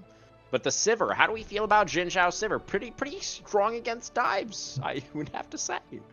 Yeah, it seems pretty good. Maybe we're gonna pivot a little bit. Nope, there's Renekton. Okay, and that is a blind Renekton as well. You know, as far as top lane champions go, Renekton is a relatively blindable one. But still, a little bit interesting that they would go for Espada's pick so early here. Yeah, I guess we're saving OTF pick, despite the fact they that see we know Ari. it's Ari and maybe fearing that the Renekton's getting banned in the phase 2 and wanting to make sure that they have some kind of, more damage orientated options in the top lane available for Espada. Sure. Yeah, I mean, I could potentially see a support counter pick being the angle for the Chillers in this one. If they move the Maokai into the jungle, right? Then we can get a support counter pick happening. That's fair.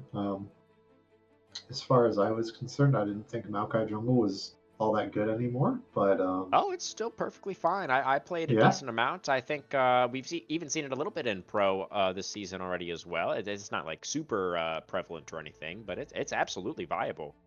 Okay. All right, so we see Milio ban, kind of the anti-dive again, and now we see what random engage support do we ban on the side of Syndicate. Let's see. What are you expecting? What's the other support look here? Leona. Oh, nice, Storm. That's why they pay you the big bucks. Well done. And now expecting something into the Ari here. Unless it's Corki into the Ari, in which case we could see an 80 carry. But then they would be very light on magic damage if they did that. Unless they played a mage bot lane, which I mean, is that something that... I feel like into Sivir, that sounds really bad. Yeah, maybe not. Maybe that's not my greatest of ideas. Oh, it's cooked. Ooh.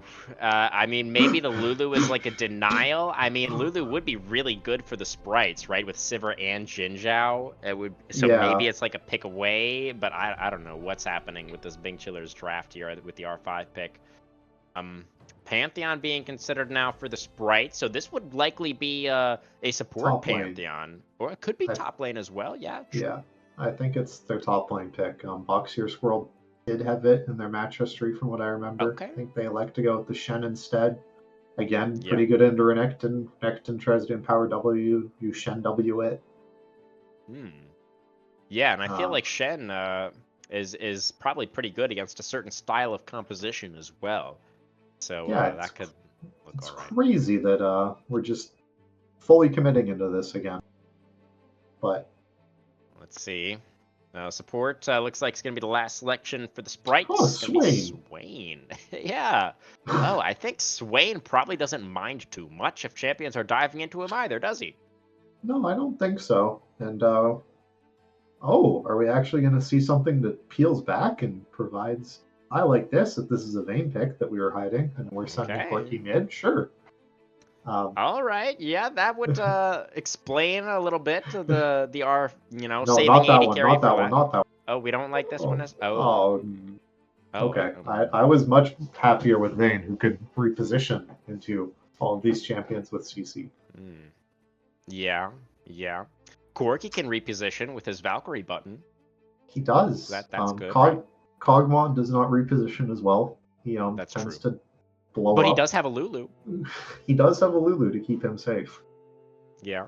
And a Maokai to provide peel for not engaging. Yeah, I mean it's not, we're not like the most excited, right, by this Bing Chillers composition, but I do think it's relatively cohesive, right? They've got a strong front line, they've got 280 carries, they have an enchanter, they can team fight front to back, it's fine. They don't have any magic damage, but it's who cares? You know, the Syndicate aren't like super stacking armor necessarily anyway, except for maybe Shen. Cogmon does like half magic damage. Yeah, it's fine. He's got magic damage. Totally fine. Corki does true damage. You know, that's good enough. Yeah, no, I think it is. But this Syndicate composition, and when we turn our attention over towards the other side of the screen here, it's looking pretty good. It's looking pretty strong. Yeah, I mean, if the enemy team is trying to engage onto you and you are Syndicate, you are winning every fight. And they also have the option of Sivir can press R and let a Swain run at your team with a Shen bolting on top of him. That does sound pretty strong, yeah. Yeah. It's interesting, right? It feels like Syndicate, in a sense, have like the more defensive composition, but at the same time, it feels like they also have more threats. So it's like, yeah. I mean, it's just the thing. Does Syndicate kill Kog'Maw really quickly before fights start? If the answer to that question is yes, then the Chillers are quite screwed. But if Kog'Maw gets time to actually auto-attack people, he is going to melt every single thing in front of him because he is Kog'Maw. So that's true. It's kind of that spot that we're in of, can you peel for your AD carry? Because both of them are just going to null. Sivir's the same way. If Sivir remains untouched and gets to throw boomerangs through your entire team, everyone will die. Yeah. So... Yeah. I will say, I am a little bit concerned, given the all-in nature into, the Kog'Maw for the side of the Bing Chillers, given the fact that I feel like Gucci had a couple of moments of mispositioning in that previous game where he was maybe got caught out a little bit, and that's something that definitely can't happen with this draft, right? It is really, like you were saying, pretty much all about the Kog'Maw. I mean, yes, you have your backup AD carry in the mid lane, but like, Kog'Maw's the hyper carry. Yeah. Corki's there. He's useful, but it's all about Kog'Maw. So all Gucci is kind of reminds me, the wild turtle effect of flashes for forwards. How I think of all Gucci in my head. So I'm hoping we're not going to see that this game. I'm hoping he's going to bring cleanse and flash, and Lulu's going to bring heal, and it's going to be a safe little Pugmaw. You're not hoping for the engage Kog'Maw? The engage Maw? No. That's not? Oh, okay. All right. Yeah. I'm glad we cleared that up. Build some of those weird tank items that after he's allowed to do that. Yeah, he is. That's true. So that could be fun. Well, let's take a look at some other lanes here. I mean, obviously, Kog'Maw and Sivir are both going to be wanting to scale up into this one. Probably not expecting too many fireworks in the bot lane early on, at least, at the very least, if you're a Bing Chillers fan, then you're hoping there are no fireworks down there, I think. But how do we feel about this top lane matchup? Obviously, Espada going for the Renekton relatively early there. Box your Squirrel able to get the counter pick in that top lane once again, going with the Shen. How are we expecting that to play out? So that's a matchup that I have a lot of experience in because I have never played Renekton because I am old and suck. So I learned all the champions that are good into Renekton, and one of them is Shen. And basically that matchup comes down to, with all Renekton matchups, can you disallow him to use his empowered W on you? And the answer, if you're Shen and good, is yes, because I can press W and create my zone around myself. Yeah. So I feel like it should be Shen favored. I mean, Renekton can shield break as well, of course, when you're going for the trades onto Shen, which is always really useful. But Shen's just kind of that powerhouse early game champion as well, that it's not like you just get to run over the person you're Renekton. So I feel like that should be like a fairly even lane. I don't feel like either side's gonna really just like completely snowball take over the game. I'm expecting both of them to run TP. There's no Ignite shenanigans going on up there. The one I'm really interested in to see is how it's going to go is the Xin Zhao versus this Maokai. As Xin, you have the option, you have the ability this game to just randomly go for a cheese gank. You have pretty good setup in all your lanes, right? You have Swain Pole, you have Ari Charm, you have Shen Taunt. Like, there's options there in all of your lanes, and you clear so much faster than Maokai, I imagine, that you should have kind of that time. And even if you see Maokai in the lane, and just be able to fight him, right? So yeah. I really think it's kind of on Thrasher to get Syndicate going early and to be able to get these kind of feats stacking up. I think is on Thrasher, whereas I think on the side of Chillers, that Steve on Maokai is just kind of trying to shore up their early game and making sure to counter game. Yeah, that is always kind of the name of the game with the Maokais. You're going to want to defend those lanes, right? The counter ganks are really, really strong with this champion, so you can definitely look for big punishes if Thrasher gets caught off guard, it goes for one of those cheese ganks that you're talking about and doesn't know that the Maokai is there. The punish can definitely be massive. Yeah, the Xin Zhao is definitely one of the premier early game duelists in the game. His clear speed isn't amazing. I feel like it's probably pretty comparable to the Maokai's, to be honest. So I think it would be pretty cool to see for Thrasher go for something early. But I don't. Do you feel like it's going to be important that the side of the Soot Sprites do find that early advantage? Because, the side of the Chillers, their composition does scale pretty well, right, with the Kog'Maw. So but, there's also the Sivir on the other side. So how important do you think that really is that Syndicate are able to find that early lead? So my kind of thought process is that Chillers, if this game goes to like 50 minutes, everyone 6 items, the Chillers, I think, win.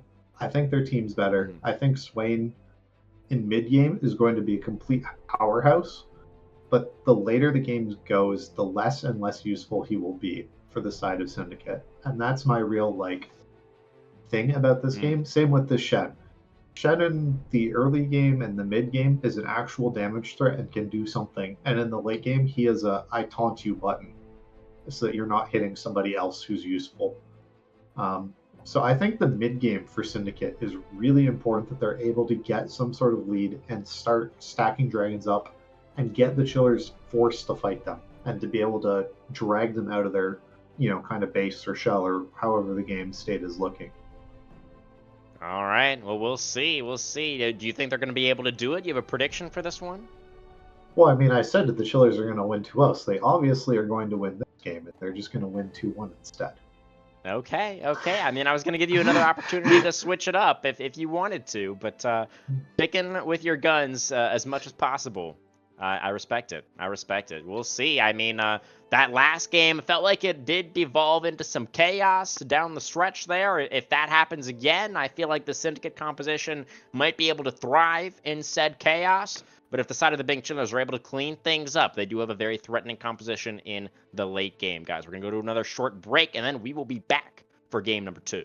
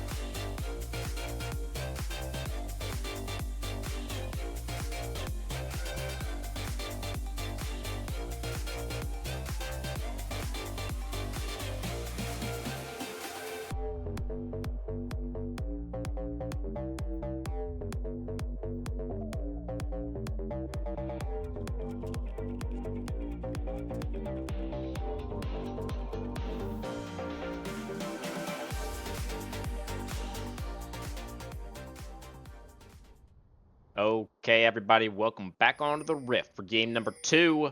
We've got the Syndicate Soot Sprites now picking up that game 1 victory. They're moving over to the blue side for this second game, and Winson's Winions trying their luck on red. They've got the R5 Cogmaw ready to go. Can all Gucci show us in this one? So I want to bring our attention to some of these summoner spells because there is some interesting things. Please. I said, well, of course, both these top laners are just going to bring TP. There's no point trying to just kill each other and get this huge early game. Boxier Squirrel disagrees with me. Ignite, obviously. Yeah. Other interesting things. Sivir is running Teleport this game. Oh, that is a bit unusual. Yeah. Cogmaw also, notably, doesn't have Cleansed. Elected to go with Ghost. Guess they are going to be relying on a to build Mikhail's Crucible to cleanse for them.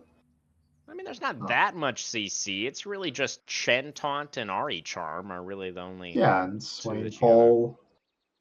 Yeah. I just feel like it's like you just get hit. Sivir gets to Fair. land a boomerang blade onto you when you're unable to dodge it. It sounds really painful to me.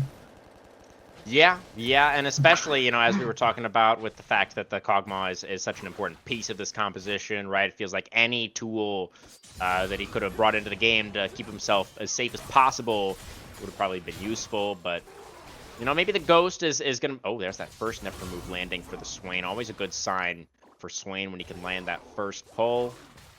Yeah. Start to play mind games at that point. Similar to a lot of hook champions, right? Landing the first hook kind of sets the tone. And Boxier Squirrel just playing this too. early game immensely well. See is dragging through with all those Shen Qs, really able to get that extra damage, get some of those shield bash ticks going. Yeah, looking nice for the Shen so far. Our junglers are going to be pathing towards opposite sides this time. We've got Thrasher's Xin Zhao going to be clearing up towards that top lane, and Steve's Maokai coming down towards his Cogmaw. Yeah, I mean, I don't think there's really going to be anything for Xin Zhao to get. Maybe Espada is going to be kind of forced to path outwards as his minion wave gets crashed into his tower, so maybe that'll lead to a gank opportunity. Again, there's another pull landing. Oh, look at that chunk onto Gucci. It's going to hang on to the summoners for now, but this wave in a bit of an awkward spot. A little bit of a blessing that his jungler is going to be coming down here, so they can make sure they're safely able to reset this wave. Gucci's struggling a little bit in the early minutes already.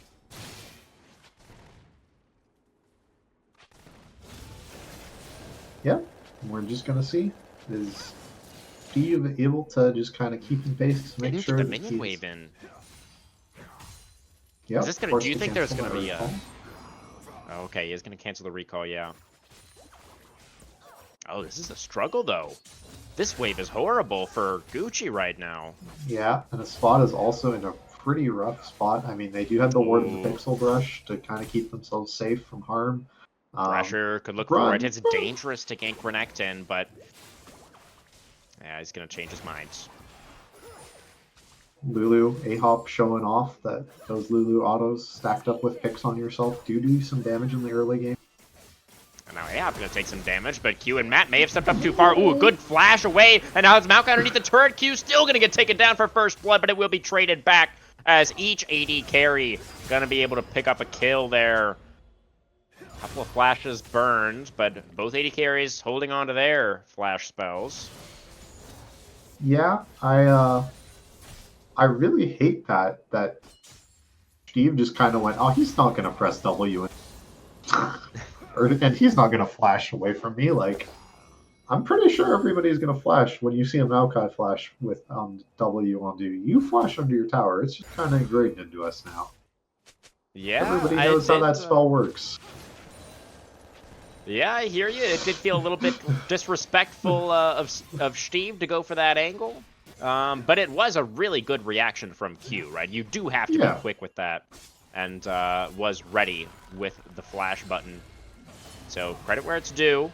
And still the first blood did go over to the Cogmaw. So I don't think Steve is going to be too upset with how that went.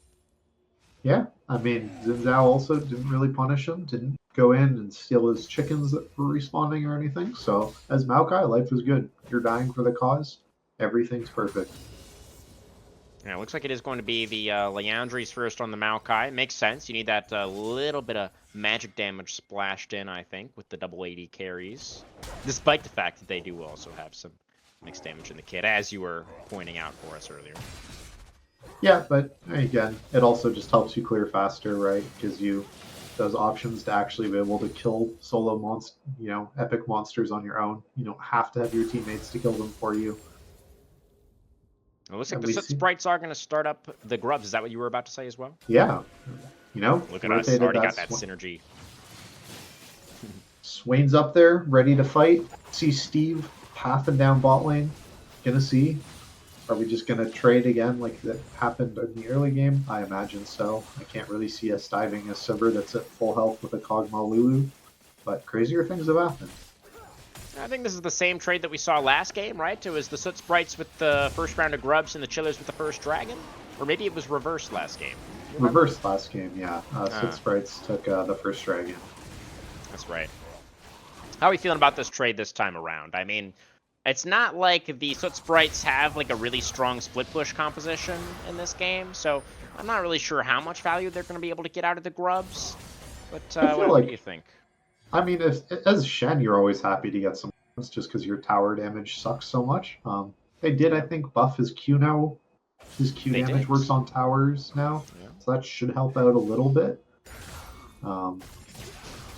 Let's see, Nice taunt. SW, nice. Yeah, really well done. Clearly familiar with the matchup is the Boxy Squirrel. Yeah, and still holding on to that ignite. Kind of Yeah. trying to mitigate some of that level 6 Renekton power spike of just popping dominance and running at your opponent. The Shen is down a little bit of CS right now. Actually, a couple of waves in favor of Espada at the moment. But, doing okay, all things considered. Shen doesn't necessarily need to maintain parity with the Renekton, right? He's really more about supporting the team, just in general. Another nice taunt gonna land there. And that is going to force Yeah. out the Dominus from Espada. Very defensive Dominus. It actually goes back in with the dice, and now the Ignite and the flash for the auto attack. Oh, Espada with a little bit of disrespect there, and Boxy or Squirrel makes him pay for it. Yep, just kind of that. Oh, I can go in and I can get this. And it's going to really turn this trade around. And oh god, Shen has now hit me with an empowered Q. And that auto attack really hurt. And the flash not being able to get any distance away, the empowered Q still goes through, hits him, gets first blood. At least we're able to TP right back to our lane. Yeah, it's like, I'm Renekton. I win these. No, Yeah. no, you do not. Not against Ignite. We do see this Xin Zhao kind of going in, looking towards this jungle here. Yeah. Wonder if we're going to be able to get any. Or it's just some deep vision. Can't see if Xin Zhao's actually Looking like started he this is, blue. I'm pretty sure he has, yeah. Looking to steal away that blue buff. We can move our camera down there if we would like to. There we go. As is going to be Yeah. able to smite it away. Charm not quite going to land onto Steve. Nature's Grasp can come out now. Q's in trouble. Only level 5 on this Swain. Doesn't have access to the ultimate. Is going to get taken down. And now Gucci has rotated over. It was a bridge too far for the Soot Sprites as Thrasher not going to be able to get away either. That's 2 kills now for the Kog'Maw. And the Feat of Warfare for the Big Chillers. Yeah, and that was also the first Shen ult that the game used. Again, I'm almost certain Shen's ult cooldown is one of the longest in the game.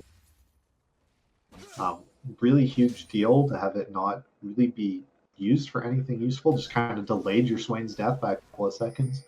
Like we had alluded to, doesn't have that level 6, isn't able to drain tank their way through, and that's another kill on the Kog'Maw, which is huge. If they're able to get that early Blade of the... I think it's Blade of the Ruin King still. Maybe it's the rush onto the Rage Blade. I'm not sure. We'll have to see. It's not the most auto-attackable composition on the other side here for Gucci, but yeah, I mean, I think you always go on hit Kog'Maw this game regardless, right? Yeah, I don't think it's randomly AP call. Yeah. Especially with Lulu. Yeah. Be able to utilize that. So Yeah, probably going to be work first, I imagine. I don't think Rageblade builds out a pickaxe, does it? Or maybe it does. I don't build Rageblade very often. Yeah, I couldn't tell you in the new season if anything changes gotta- like that. Got a grub start here. This would be looking for 6 grubs. Are the Soot Sprites right now? Steve is in the area. Doesn't have his ultimate available quite yet. Might be difficult to contest this one. Looks like the grubs will just be given over, as the Squirrel has been able to consistently maintain prio up here in the top lane as well, making it very easy for the Sprites to secure that objective. Now the question is, are they going to be able to contest for this dragon? Our next dragon in about 45 seconds here, Storm. What do you think? Yeah. Going to see a contest? I feel like we're going to. That right now we're looking at Corky trying to burn him summoners, maybe see if we could get a flash out on him before this dragon. Ooh, we Here it is. are able to get it. And that's kind of your green light go button. That's a carry flash. Mass Stas down in the bot lane here, able to be safe, collect all these waves under their tower, is up. 10 CS over this Cosmo. True. Spot on. Pop the Dominus up here in the top lane. Squirrel able to shadow dash away from the very angry Crocodile. And is about to get his ultimate back off cooldown as well. So could join up for this fight around the dragon. Would leave that top lane turret a bit exposed, but Renekton isn't like the most threatening of split pushers or turret destroyers. The dragon has been started up by the Winions. And they're burning it down relatively quickly. Maokai is great at controlling this sort of space, but Thrasher is just able to move into the river here. This could just end up being a straight-up flip. The Nature's Grasp not going towards the jungler, and Jinzhao just easily smites that one away. It's the side of the Chillers looking for the team fight. Matstat flashed away, surviving for so long that Corky can't finish off the kill, and Thrasher has taken down the Kog'Maw. OTF gonna drop next at least. Canela is one back for the side of the Chillers. Steve flashing back in, is able to take down Matstat in the end. Thrasher looking to clean up in the fight, finds the W onto Ahop there as well. The Lulu flashes away, and Thrasher's not going to get his E back up in time. Ahop will survive, but it's the objective and +1 in the team fight for Syndicate. Yeah, huge fight for them. OTF had to chase so far there to get that final auto attack down onto the Sivir to clear them off, just buying time for the rest of his team. And yeah, we do kind of see the issue with this Swain as they're the one forced to go in. As you see them running forward, just got absolutely exploded by the team. Corky just 2 autos, and that Kog'Maw just opened up on him, and he just popped like a balloon. Yeah. Q now looking for a little bit of revenge on Deguchi's exhaust been utilized quite early, but now the Kog'Maw no longer exhausted, getting out so much damage on a Matstat here. It's that Living Artillery has to be spell shielded, but now we don't have it back to Matstat. Oh, good thing the minion wave has been cleared out. This Sivir needs to go home. Yeah, we kind of see Kog'Maw's on their first like, and just as soon as you have that damage and you're able to auto people, Kog'Maw is like the carry with W up, right? You are such a better AD carry, like auto attacker damage output than almost anyone else. It's like the Twitch effect, right? Yeah, definitely. He's really strong on this first item, Matstat. Oh, this is so scary. I wanted to stick around for the Canyon Wave. We'll get the cannon. Now, please recall. Thank you. But it's just 2 more waves for this call. Yeah, that's true. But the waves will still be there when you get back with the health bar. And he has teleport. It's totally fine. He's not even going to miss anything. We're chilling. Yeah. Against the Chillers, we're chilling. Ooh, never move gonna land. That's gonna be some decent damage on Deguchi. Lulu shield there to mitigate some of it. Thrasher gonna go forward, but maybe didn't realize that OTF was here. Has the Crescent Guard, though, to prevent that Corky damage from coming in. And we do have Canela on the rotation as well. Espada was forced to flash there and uses W on the bottom. Really cancel the ult. Okay, yeah, good catch there. So, not sure if that's entirely worth it. Renekton flash to cancel the Shen TP. It seemed like that play was kind of over regardless. Yeah. That's just one of those things where you just are in the moment of like, I need to stop it. It's so useful, right? It's so good. Is this the build for Hearthsteel still on Shen that I see here? Or is that Warmogs? with the That's, Giant's looking- Belt and the Reju feed. Oh, yeah. I guess it could be Heartsteel. As Spada popping the Dominus up here in the top lane. Squirrel running out of health. The Ignite is going to be committed onto the Renekton, and the Shen is able to dash back underneath this turret. Barely survives that attempt from Espada. Thrasher's here. This Renekton's pretty scary. The Dominus is about to time out. Espada doesn't want the smoke anyway. Able to slice and dice back underneath the turret. Has teleport to get back to lane. Thrasher's just going to help push this out. Oh, cancels the recall there. That's kind of nice. Mattstad in trouble underneath this bot tier 1, though, as the Twisted Advance comes out. Pretty nice spell shield, but the Kog'Maw still going to be able to take him down. That's going to be 1, 2, 3 turret shots onto Gucci, and Candela teleporting in. Claims the kill onto the Cog. That's going to be just a 1-for-1 then. A lot of resources committed by the Chillers. Candela. Anything else here? Probably not. Yeah, I think the Chillers are going to be able to get this tower here. That feat. Okay. Yeah. Swain is in mid lane by himself, just chilling out. Huh. Think he was looking with Candela to look for some sort of kill there onto OTF. Punish him Playing when for he the didn't have Herald his flash possibly up. as well. Yeah, it's probably a good point. Thrasher all over that, has his Titanic done already, giving him kind of extra jungle clear speed. Those Yeah. auto resets. They do have actually the feat of monster slaying already for the side of Soot Sprites. But yes, with the first turret going over, that did mean that the Chillers secured the feats of strength overall. So just a simple Herald secure there for Thrasher. No other strings attached to it. We do have our first Infernal Dragon and Infernal Soul. This game, Storm, makes up for our Chemtech Soul in the previous one, I think. Yeah, and we see that Espada's getting collapsed on up top here. That Let's take a look. everybody- Espada's popping the we haven't Dominus got the quite wave in early. yet. Yeah, I and don't know now Squirrel is that- in trouble. He taunts away. We'll be okay for now. The Dragon is going over. Espada with a slice and dice. Shen with the flash away. The knockup comes through from the Jin Zhao. Espada is so scary. Well-timed Spirit's Refuge there from Squirrel to deny the empowered W. And now Espada should be pretty much out of runway. Mattstad actually kiting over on the Sivir. Going to be able to pick up the last hit. Now it's 3 now for Mattstad. Q about to face check. Steve, 3 levels down right now is this Swain, as tries to flash away, but is probably just going to get run down here by Gucci. The Stand United did come out there, but the Swain not able to survive long enough for Squirrel to complete the channel. So that is 5 now for the Cog. There is a turret going down. Solo turret gold for Mattstad in the top lane.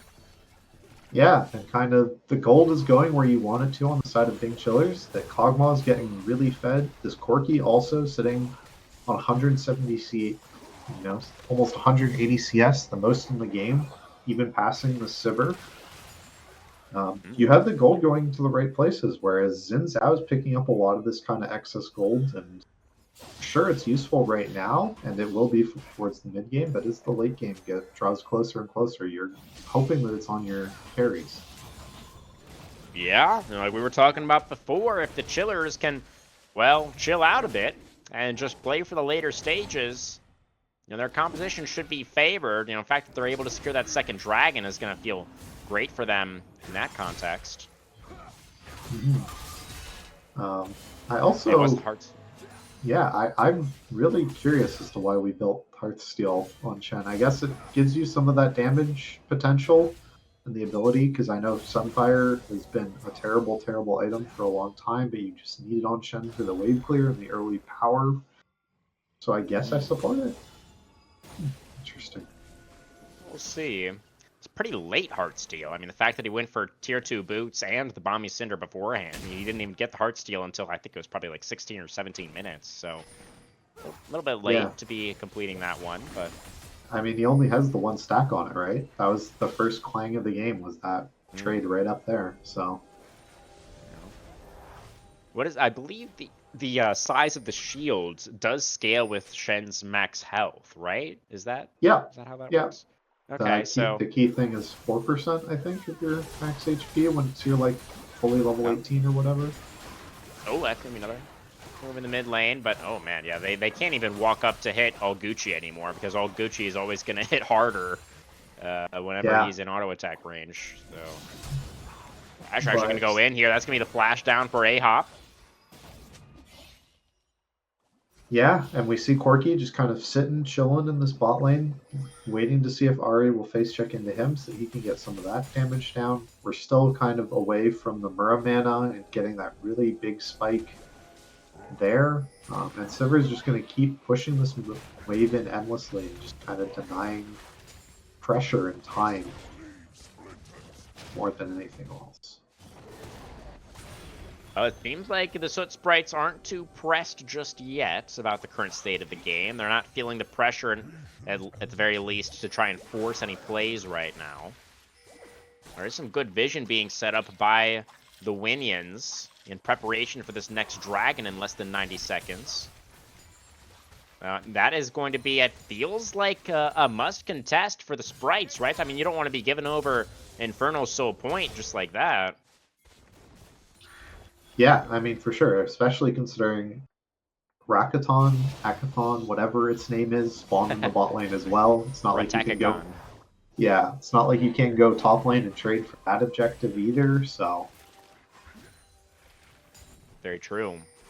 Yeah, in fact, if this next team fight is really decisive and we see one of these teams able to take both of those objectives down here in the southern part of the river, that could be a huge swing in this game. What is the setup looking like? I mean, there is some of this deep vision has been cleared out by the Sprites, but still river control for the Chillers. I feel like their position is better right now. Yeah. Thrasher moving into the mid lane. Press W and land thumb. Yeah, the Ghost going to be utilized there by the Kog'Maw to get that little bit of distance that he needed to get away from the Xin Zhao. We got all 10 players over here at the moment. Boxier Squirrel does have the ability to move back over to the side lane because he has the ultimate available once again. I don't think we've actually seen a Stand United channel completed yet this game.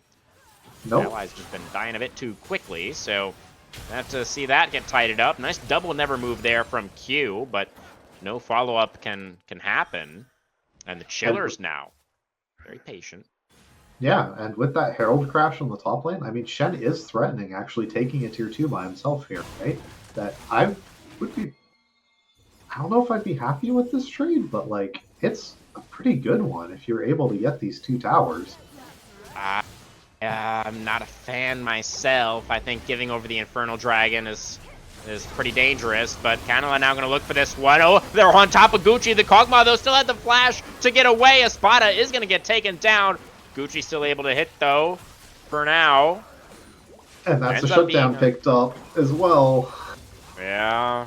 And did the Kog'Maw get that kill onto the Ahri as well? Yeah, the Kog'Maw got the shutdown on.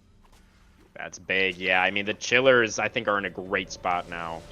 All right, Gucci. I know flashes for forwards, but please, right now, we don't need more damage. We need defense. I would love to see you go back to base and start building like Jack Show or something. Yeah, could be good. I think I would like that as well. Especially with the Lulu being able to augment the attack speed, right? As you should have plenty of damage at this point with those 2 items. Oh.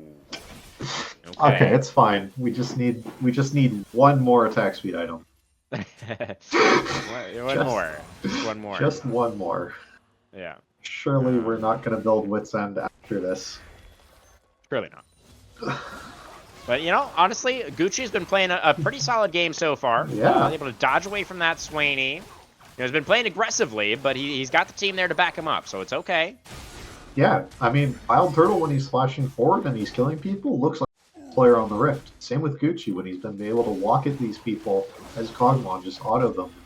Just kind of orbwalk his way to victory. Been working out so far. Yeah. And it does feel like the Soot Sprites are running out of time to find the angle, right? Yeah, I mean, you do have the timer kind of window of this next kind of Infernal Soul that Kog'Maw's flash shouldn't be available for it. I believe that should be down still. It will still be down, yeah. But now you have to deal with the Corki, who's on his 2-item Omega Spike of the Ezreal Classic items of Trinity Force and Mana. That is big. You know, we do obviously have 2 items done for Canela and Matstad as well. OTF not going to get taunted up. Yeah, and able to really pump some damage down to the Boxer Squirrel. Thrasher Knock is up there from committing Thrasher, land. but OTF is pretty comfy there right next to his turret. Jinzhao can't fully commit, and Maokai was there as well. And I think mid lane, Kog'Maw, nope, not running forward. It just feels like control over the map right now for the Chillers. It's the side of Syndicate. I mean, they were trying to force that play onto the Corki in the bot lane, but OTF was playing far enough back. Steve was there as well. The Chillers, they're not giving any openings right now. I'm liking what we're seeing at the moment. Yeah. Steve has been able to kind of transition now into the tank after getting these small amount of AP that he's a frontline available for this team. Espada, again, building towards these defensive items, looking for Starrick's Gauge here, I believe, after finishing his Flat Cleaver. Just knowing that their job is to be the front line, to stand in front of this Kog'Maw and Corki. It's awesome to see. Absolutely. They clearly know their win conditions. They're playing around it well so far. 80 seconds on the Dragon. This is the time. The Soot Sprites, what do we need to see? Oh, Gucci's just getting a big chunk into Matstat right as I say it. Yeah. But they need to set this up somehow, right, Storm? What do we need to see from the Soot Sprites right now? I mean, as the Soot Sprites, you have to commit really hard one way or the other to what you're doing, right? The commit needed to have happened and needs to be communicated. Is our win condition to just flip and go for this dragon fight? Because if it doesn't work, I feel like this game slips through your grasp. Is it better to try and go for some sort of side lane play right now? You have the Shen, you have the Ahri set up that you can just try and overload, get this tier 2. These pings going on to Baron is something that I really support, as this dragon hasn't spawned yet. Okay. You can go hit this. Yeah. I mean, they're not going to be allowed to get the setup for the dragon fight, right? So it feels like it's their only option, honestly, is to go for the Baron, but it does feel like you're not going to be able to play for team fights for the rest of the game now. That's just not going to be an option. And they don't have an amazing split push composition either. It's like okay. It looks like a contest is going to come through over the Nash. The Sivir ultimate going to get popped. It's the fully commit, but they've left Matstat exposed. The Spada just gets on top of the Sivir. They take him down. They were trying to dive onto a Lulu. They will get A-Hop in the end, but all Gucci is just going to shred through these health bars. Thrasher does get in there, but doesn't manage to find the knock-up. Canela gets very close to taking down the Kog'Maw, but not going to be able to find it in the end. It was a good attempt from the Sprites, but in the end, a little bit too late, as they are going to get destroyed in the fight. They're going to lose out on the Inferno Soul. Squirrel will not survive, and that should be the game for the Chillers. Yeah, that should be all she wrote. Infernal Soul, this huge influx of gold your Corki just got, all of these kills on the Kog'Maw, who surely will build a defensive item. And yeah, Espada even going to get this top lane tower. Baron denied, the vision's on it so you can see it. Even going to be able to get this hackathon, give you some extra bonuses. Ruinous as well, just further augmenting that soul, and just watch those damage numbers and those AD just climb so high. Yeah. It is insurmountable, I think, at this point for Syndicate. I mean, I just don't see any way back into this game for them. Now, the question for me in these kinds of situations, Storm, is always how cleanly are the Chillers going to be able to close it out from here? You want to be able to see, you know, you've been really hyping up this team, right? You've been saying that they might even be the favorites to win the whole thing. That's your premature prediction, right? So we want to be able to see when they have these hugely advantageous positions, when they're in such a winning spot, we need to see them close out cleanly from here. Yep, they're doing the smart thing immediately, right? You get the Baron shove, you get the shove down, you see where the enemy team is, you then go and you go clear the Baron vision. And then you shove the mid-wave again, and then as soon as the enemy team comes to face check Baron, you kill them, and you take Baron, and you end the game. That's kind of the basic recipe. Let's see how well they're able to follow it. Let's see. The first step of clearing away that initial vision was done, but then actually the Soot Sprites were able to get back in there and replace that vision. So we're going to need a couple of extra pushes of the mid-wave, I think, before we can actually execute this plan of yours. Espada looking for a slice and dice onto Kanala. Is going to get out the Spirit Rush, and actually it's a play onto the Renekton here in the side as the Stand United will complete. Espada, though, so big on this Renekton. Kanala's running out of HP. The Ahri has to flash away as the solo laners for the Soot Sprites can't even take down a solitary Crocodile. Even a blast going there for Espada to try to get away, and he's out of there. The commit onto the side lane does not work out for the Sprites, and now we should probably see a Baron start come out from the Big Chillers. Yeah, I mean, it's one of those things as the Big Chillers, the Big Chillers just have the stranglehold on the game. You have to look as the Soot Sprites for this. I mean, okay, surely we're not going to let Thrasher come in. As long as we can keep Thrasher, we have Maokai. OQ is just going to flash in there with the Demonic Ascension. I think playing for the team fight was not the correct call here, Soot Sprites. They're just going to fully commit, and they're going to get absolutely shredded. You needed to play for the flip there. As soon as we're flashing in on top of a team with Infernal Soul, it's kind of cooked. Yep. And, well, we got the Baron, so the game is over. Right. It should be. It should be. What kind of formation are we looking to see here from the Winions? What setup are you looking for? I mean, honestly, at this point, it's just grouped together. It doesn't matter anymore about the, Espada getting this damage on a tower by himself. You just need to make sure that your Kog'Maw is safe and can kill these turrets, because he will shred them so well. So just group together as a team, get this blue buff, everybody takes the resets, clears away some of these camps, gets this reset, and then you go together somewhere as 5, you approach with your minion wave, and you press R with Maokai, and the enemy team is forced to run away, and you get the tower. That's what I would love to see.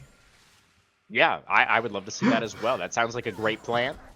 So we've got the resets have come through. Our gold lead is at about 5,500. Very comfy, very nice.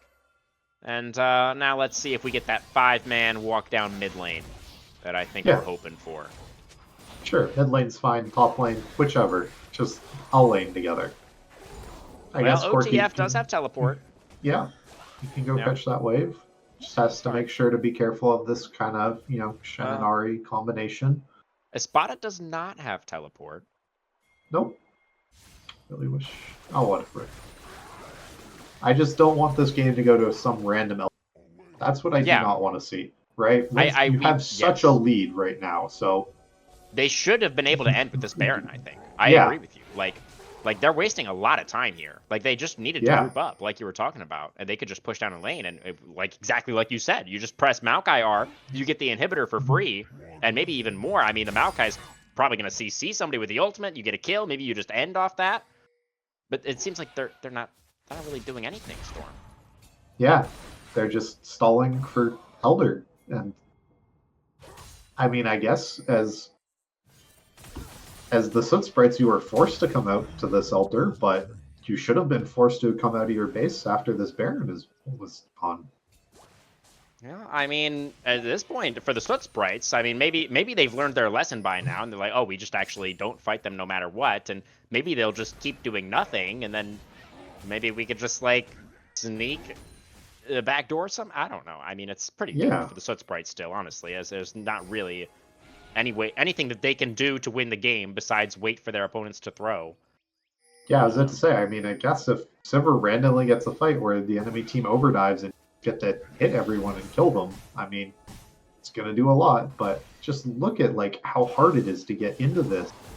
That was one Maokai sapling chunked 4 members. And, Gucci just gets to sit there and auto people. Okay, you run at them, please. Maokai, go! Press the buttons! Forward! Or dragon time! Yeah. Okay. We're clearing out the vision. We're controlling the space. Yeah. This is all fine. We're putting saplings in bushes. Okay, where's Thrasher? He's behind the pit. We know where the Xin Zhao is. We're popping the Sivir ultimate. She's hunting. Botcher Swirl's just going to get absolutely obliterated. Espada's on the front line. They are going to get 2 kills now on the Kog'Maw. They should just be able to power through this team fight, the Big Chillers. There was a lot of damage that did come out there in the end, and the Kog'Maw did actually die, but it was still a team fight win for the Big Chillers. all of everybody dead on the side of the Soot Sprites. They should have enough time. They can just walk it down mid here, and this should be the end of the game. That was the worst way to do that possible, almost. But you know what? They did it. It worked. They ended the game. Whatever blows up the Nexus, huh? Yeah, exactly. There we go. 20 seconds on the Ari. Not looking like Kennel is going to be back here. We're on to the Nexus turrets. First one taken down.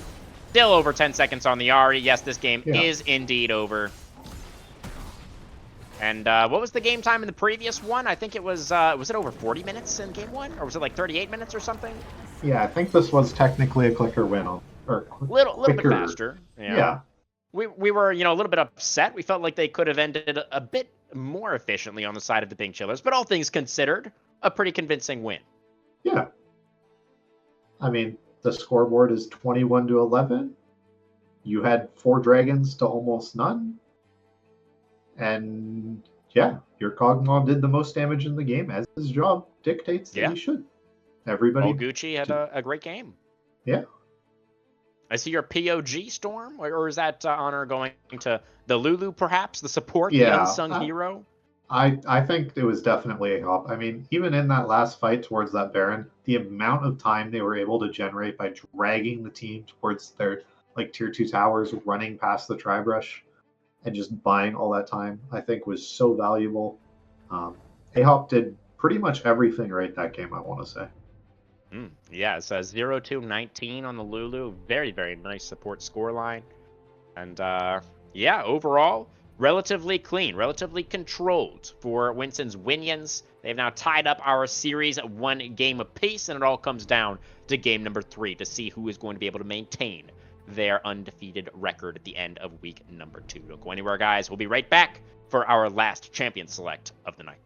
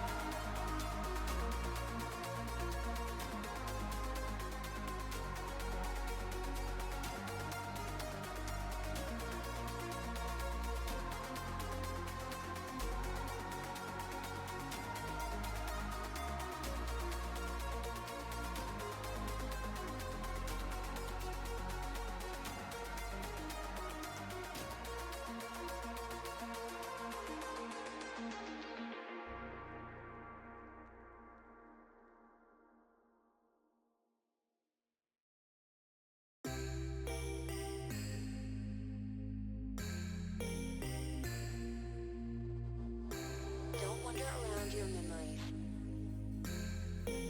because you might get lost.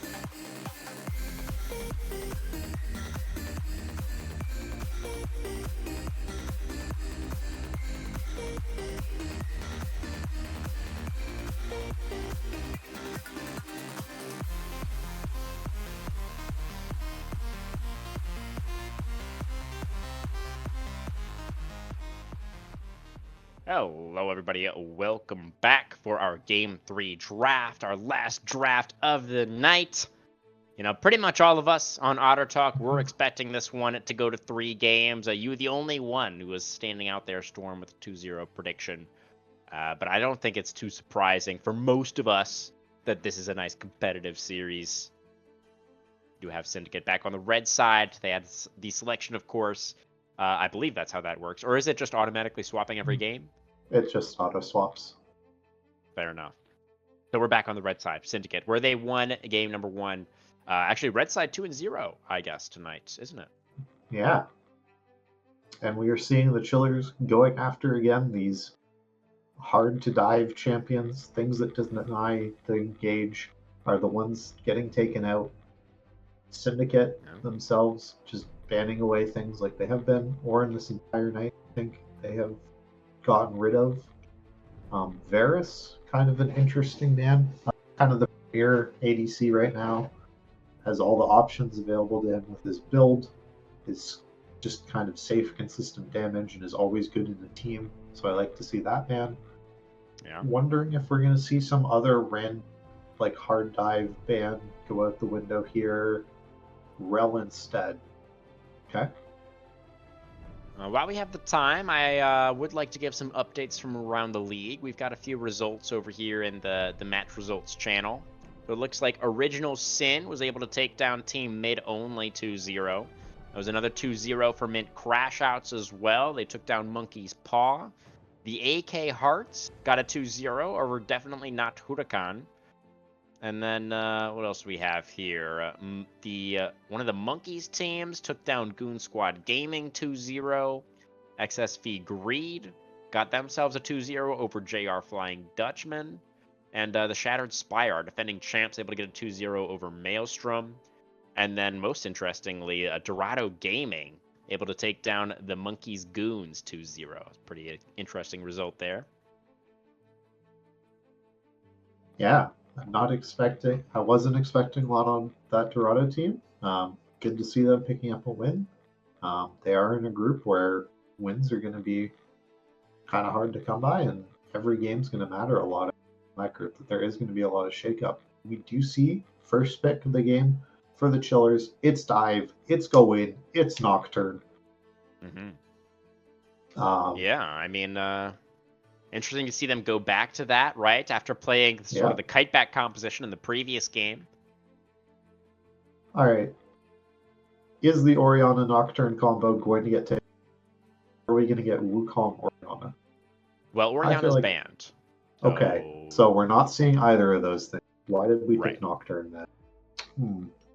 It is an interesting selection. Yeah, I don't love Nocturne blind. You know, Nocturne is another one of the champs in my pool, and he does really need to be able to press R on people in the side lane. So if Syndicate don't draft any champions that are susceptible to getting R pressed on them in the side lane, then Nocturne is going to be a very sad ghost.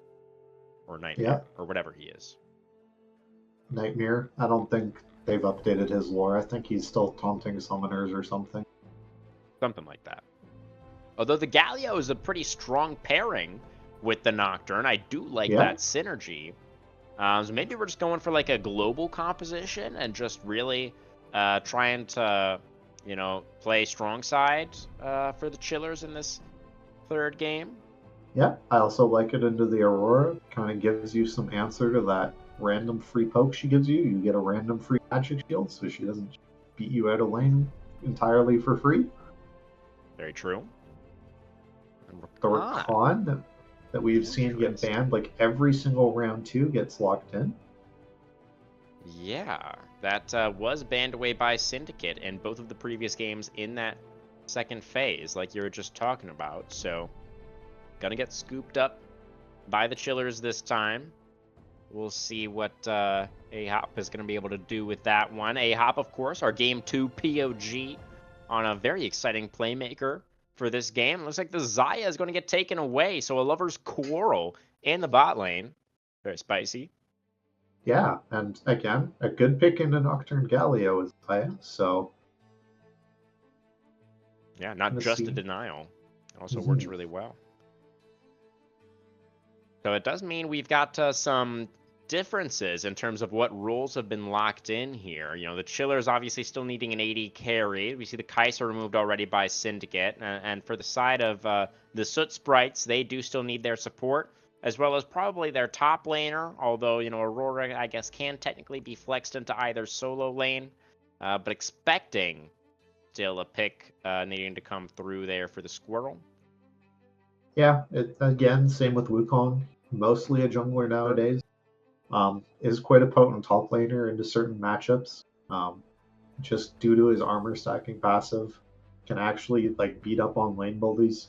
Is one of the few champions in the game that level straight up beats Darius. Yeah, they're able to. If he's just putting his passive stacks on the clone, then the real Wukong's gonna be feeling pretty good, right? It's just with E and your passive, you can just fight him at level 1 and kill him. It's crazy. Wow. I didn't know that. That's pretty crazy. So we are going to see a support focus from the side of the Chillers in this second phase. So it's Brahmin Thresh going to get banned away. Now something alongside the Xayah Leona, I think makes a good amount of sense here. Yeah. Also a takeaway.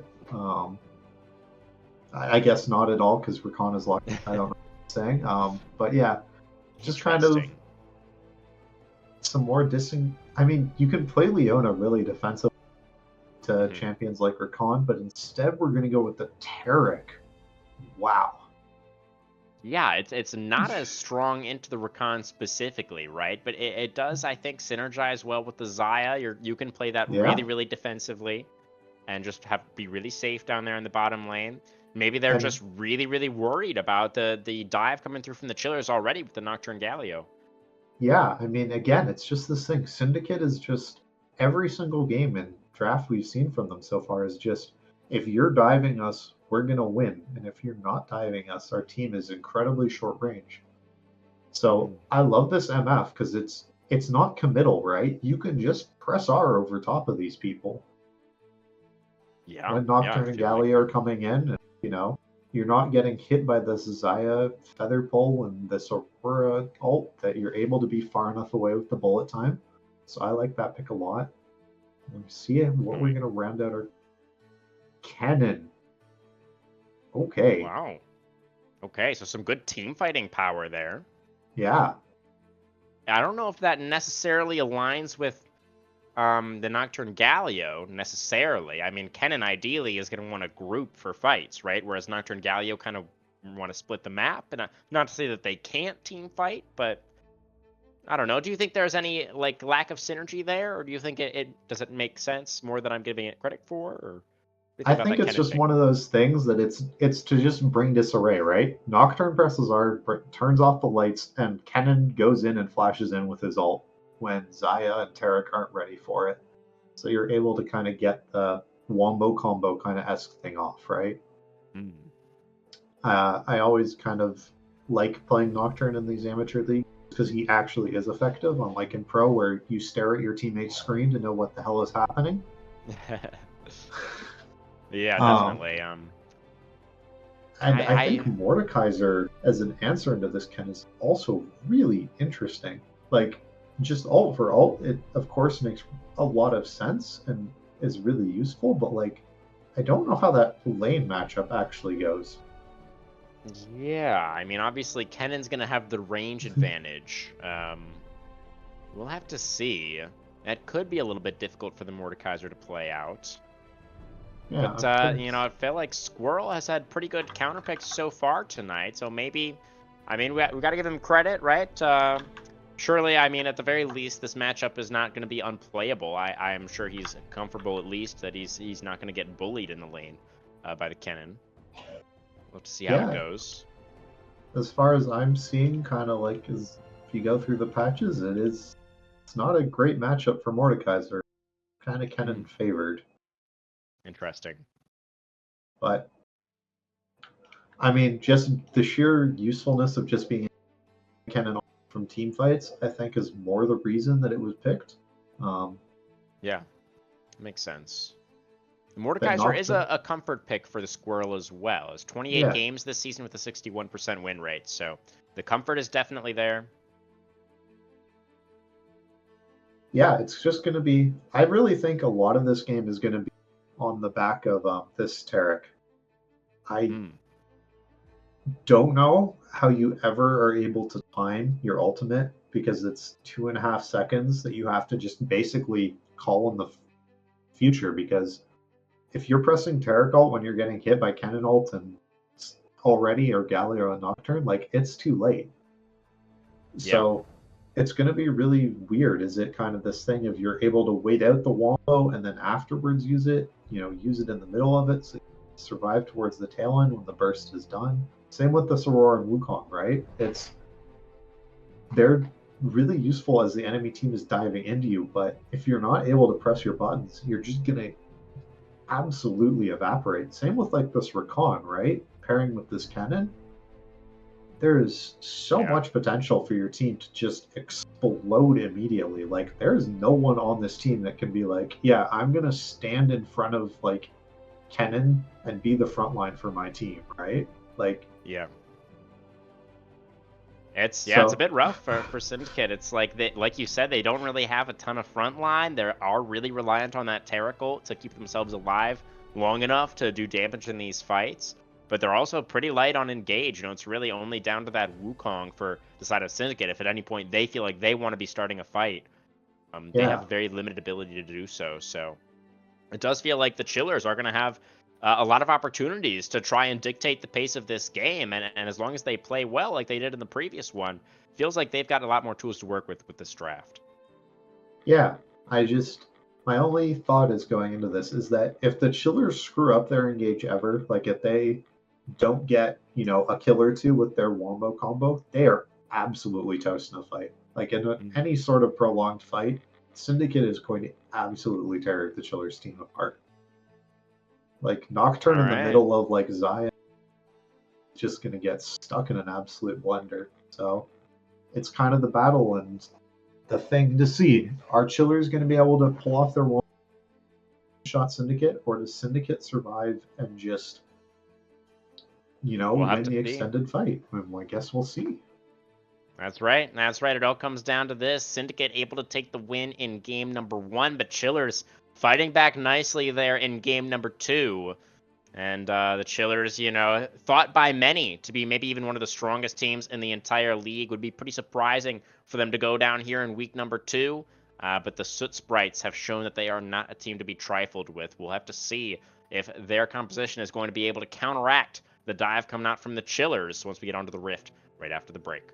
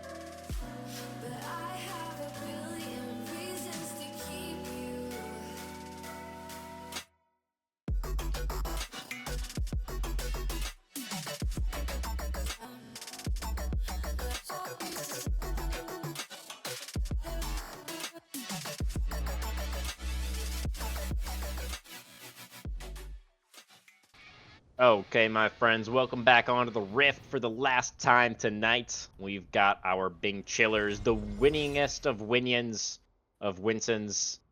There's something there, I just messed it up a bit. They're on the blue side, and we've got the Syndicate Soot Sprites on red for this last game. Red side, as I mentioned earlier, 2-0 so far tonight, Storm. Have to see if that continues. But pause, so we take a breath. Get ready for this third Yep. game. Everybody gets a chance to relax. Make sure you're all ready, tucked up, have a snack ready for this game 3. Yeah. But yeah, I think this game's going to be really interesting. There's lots of outplay potential on both teams, and there's a whole bunch of different game-changing buttons that it's not just one or two players that we have to look at this game, but it's pretty much everyone has the ability to really directly change and impact this game. Absolutely. You know, last game, in game number 2, we were in a kind of a situation where we felt like one of the team compositions outscaled the other one pretty hard. That did end up being the case. I think that is pretty much what we ended up seeing. Do you think that's the case this time around, or is either one of these teams on a clock at all?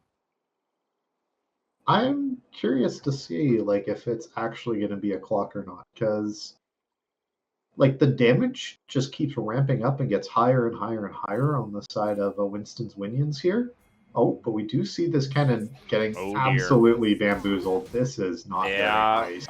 Espada, let's see if he can find his way out of this one. There's the electric proc from Canelo. We do have a couple of other members moving over. And Espada, in fact, not even going to have to burn the flash. Just able to walk that one off. Joins up with his mid laner. Might have to use the teleport pretty early here, but... Yeah, I do not support this Boxier Squirrel. I saw that. You were doing a taunt off with this man dancing. That should not be a situation where you let your team go around to fight him. Ooh, I do not that is a little bit of yeah, that's a little bit of a faux pas. But anyway, so yes, outscaling. I feel like OTF is like the one person in this game who's going to be kind of weirdly like the best scaling champion. Like obviously Xayah and the 80 carries are, but like when OTF gets tankier and at a certain point and is able to just kind of ignore Boxier Squirrel and Kanala's damage, I feel like they're going to be like one really big problems this game. I could see it, definitely. Yeah, OTF is going to be like kind of, well, he's the primary follow-up, I guess I should say, on this Galio. So his role is going to be to make sure that whoever's going for that initial engage is going to be in a good spot afterwards. So it is an important role. You know, he's kind of the bridge between the start and the end of the fight. So it's going to be very interesting to see what that coordination looks like. You know, we are still relatively early on in the season. I don't necessarily know how much time all these teams have had to play together.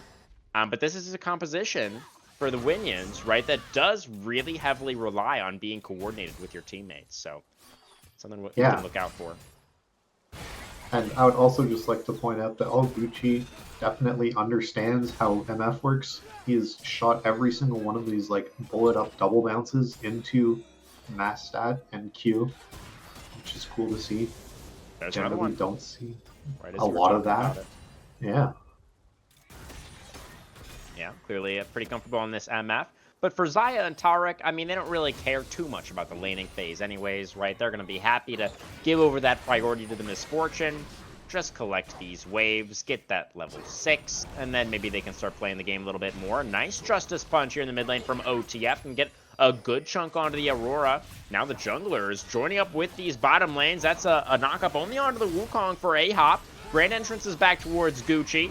Q gonna find it too with the stun. A-Hop forced the flash away, but Kanala with the electrocute finishes off the Rakan. The Taric is gonna get traded back. Thrasher now with the flash way back into the Tribush. Steve with the flash follow. Needs to get a range for that last auto. Finds it, but Matstat on the other side of the fight takes down the Galio with a Fear Tether. It does come through in time. They take down the Xayah. Gucci, is gonna survive. Not gonna survive in the end. Just barely kind of able to get that kill with his dying Hex.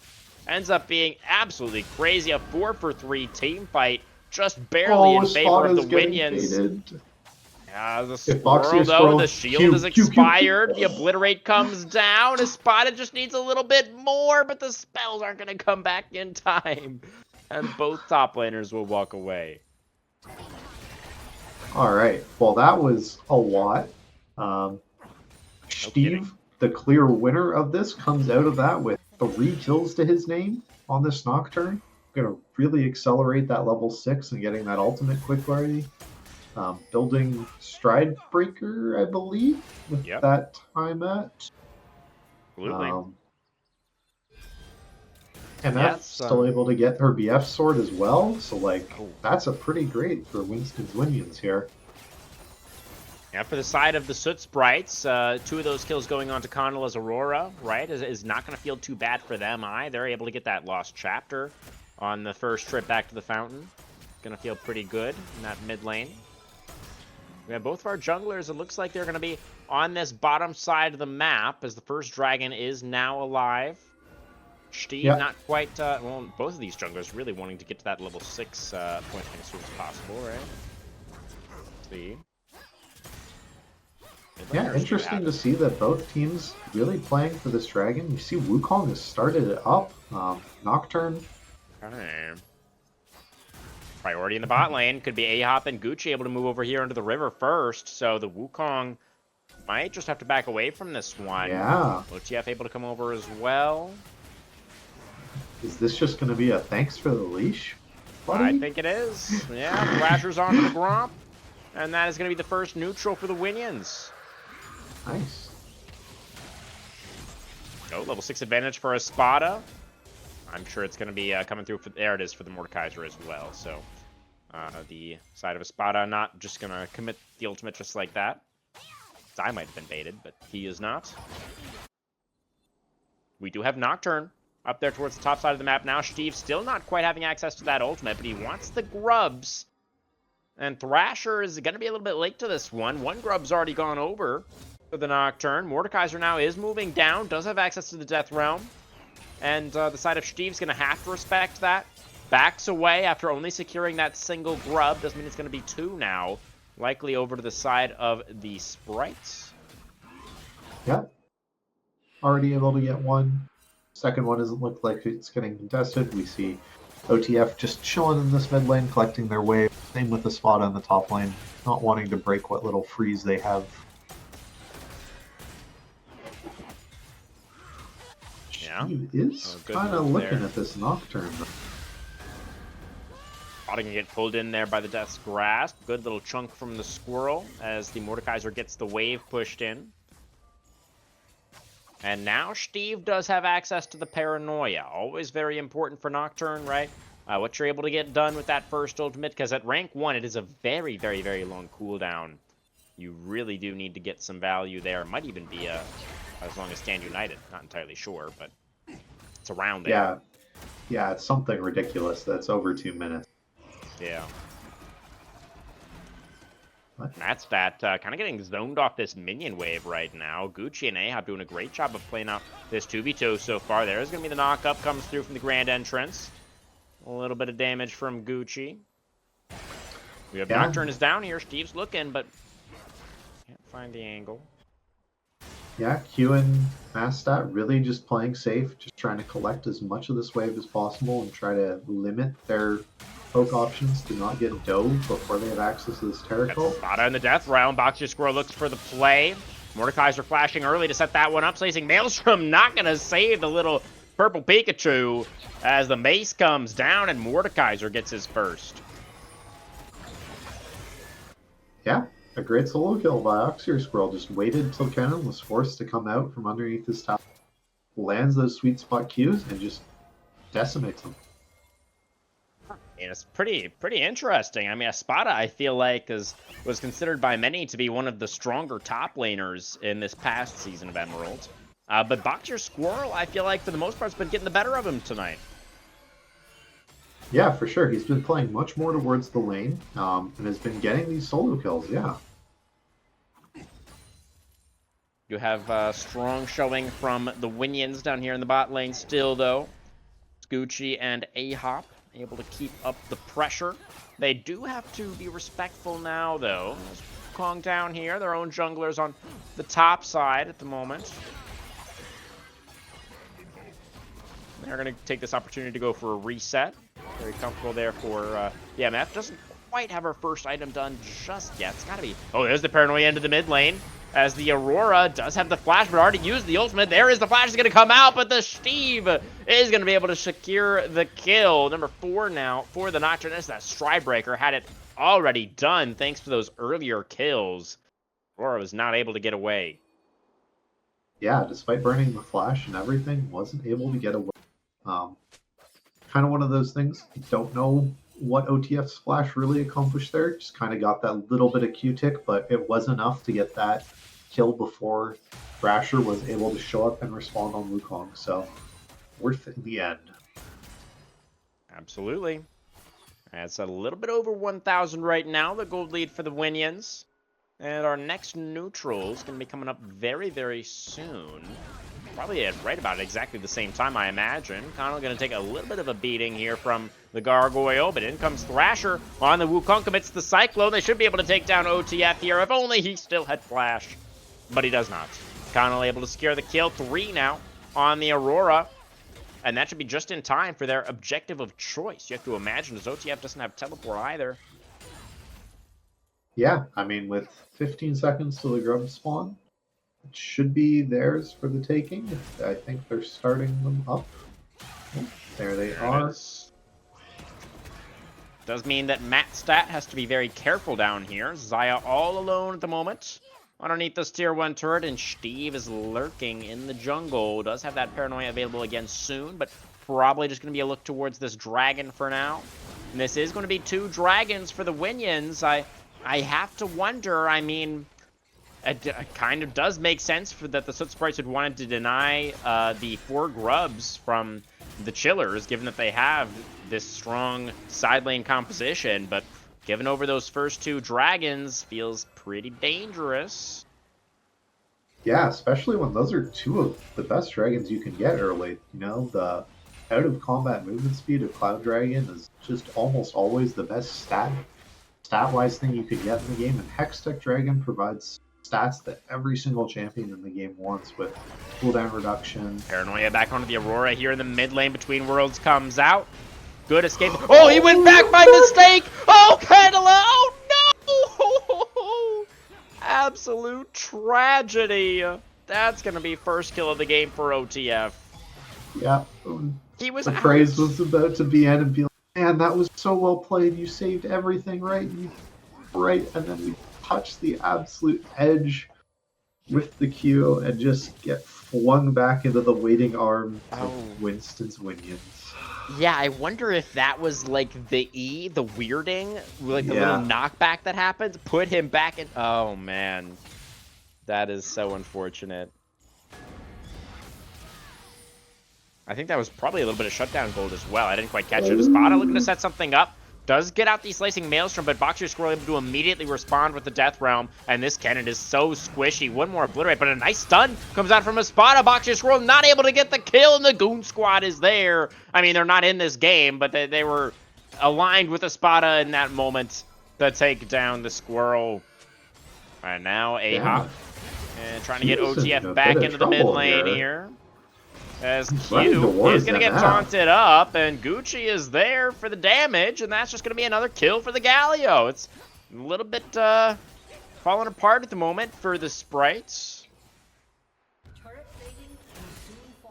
Yeah, turret plating falling soon. There's just a small lead now for the side of, you know, Winston's Winions. Couple thousand gold, nothing huge. We really want to see the grubs get used and get some of this turret damage down. We saw that Mastat was able to get some plates down by himself. Oh, Cyclone here in the mid lane as A-Hop is Rakan, able to dash back towards the mid laner, but the damage from the Aurora is enough to finish off the support. In comes the Paranoia now, as the side of the Winions want to get something back, but they've already lost a man. The Cosmic Radiance comes out, the flash forward from Q, locks down the Nocturne. The Galio ultimate is there, though, the hero's entrance to keep Steve alive. As we have to remember, that is a massive bounty on Steve's head. If the Nocturne does go down, That could be big for Syndicate, but he stays up for now. Does have to burn the flash. Might lose his red buff. Yeah, I think that's kind of almost the real prize here, is you're able to get all of the vision on the Nocturne, figure out exactly where he's going. You know, you can lead this into a bot play by threatening onto this Galio. I mean, he's Hollow Radiance Galio, right? Like, sure, he's good in the mages, but in all these ADCs, he's pretty much worthless. Ooh, Q's going to take a couple of turret shots here. The turret doesn't have a great way of getting out from under the turret, so it is a lot of damage, but the turret itself is close to falling. They take it down, and now OTF doesn't have that bastion of safety anymore. But the side of Syndicate are not willing to chase. They have to consider the opportunity that the collapse could come through from the Winions. Shout out to Bloom Gaming for the raid. It's got a charm at play in the mid lane. They're looking for Conala once again. Ahop turret taking up that turret aggro for as long as possible. They're not able to take down Conala, so that's just where Conala used. They're not really able to get anything for it. Just a chunk onto the mid laner. Yeah. Just see, it's time to cycle our camps again. Wukong heading towards bot lane. Nocturne heading towards top. It could be big, though. I mean, we've got this next dragon in a minute. And the quickness, I don't know if it'll be available again. It'll probably be pretty close. Maybe he'll get it back up, like, right as the dragon spawns. But this could be an angle here for Syndicate. And, you know, of course, as we said in the previous games, you kind of have to contest Soul Point, right? I mean, it is an Ocean Soul. It's not the most powerful, but... I mean, if you're Syndicate, you're definitely trying to contest here, right? Yeah, for sure. It's just the thing. Are they able to move Espada down? That's kind of the big thing, right? Is Boxier Squirrel just wants to be at the same place as Espada and just deny the cannon from being kind of... So that's my big thing, is with 15 seconds till this dragon spawns, that you really want to be able to get both of these top laners involved in the play and get this going. Because if Mastat and their team is able to be there first, I feel like it's nearly impossible for the side of this team. Got the Banana Brush right now. Steve gonna take a big chunk from the Aurora. But still, It is the Bing Chillers able to move into the river. They're grouped as 5. Boxier Squirrel gonna get knocked up by the Grand Entrance immediately. Does put the cannon into the Death Realm. Or no, never mind. He hasn't cast the Death Realm just yet. Nope. But he is taking chunked down. a lot of poke. Yeah. Does have still TP to available. rejoin this fight if he wants to reset and burn that really important cooldown. Yeah, it does seem like that's going to have to be the call, but it's going to be complete control over the area now for the Chillers. And I think they've started this dragon up. Indeed. Got a deep teleport coming out from the Squirrel, looking to find a flank angle.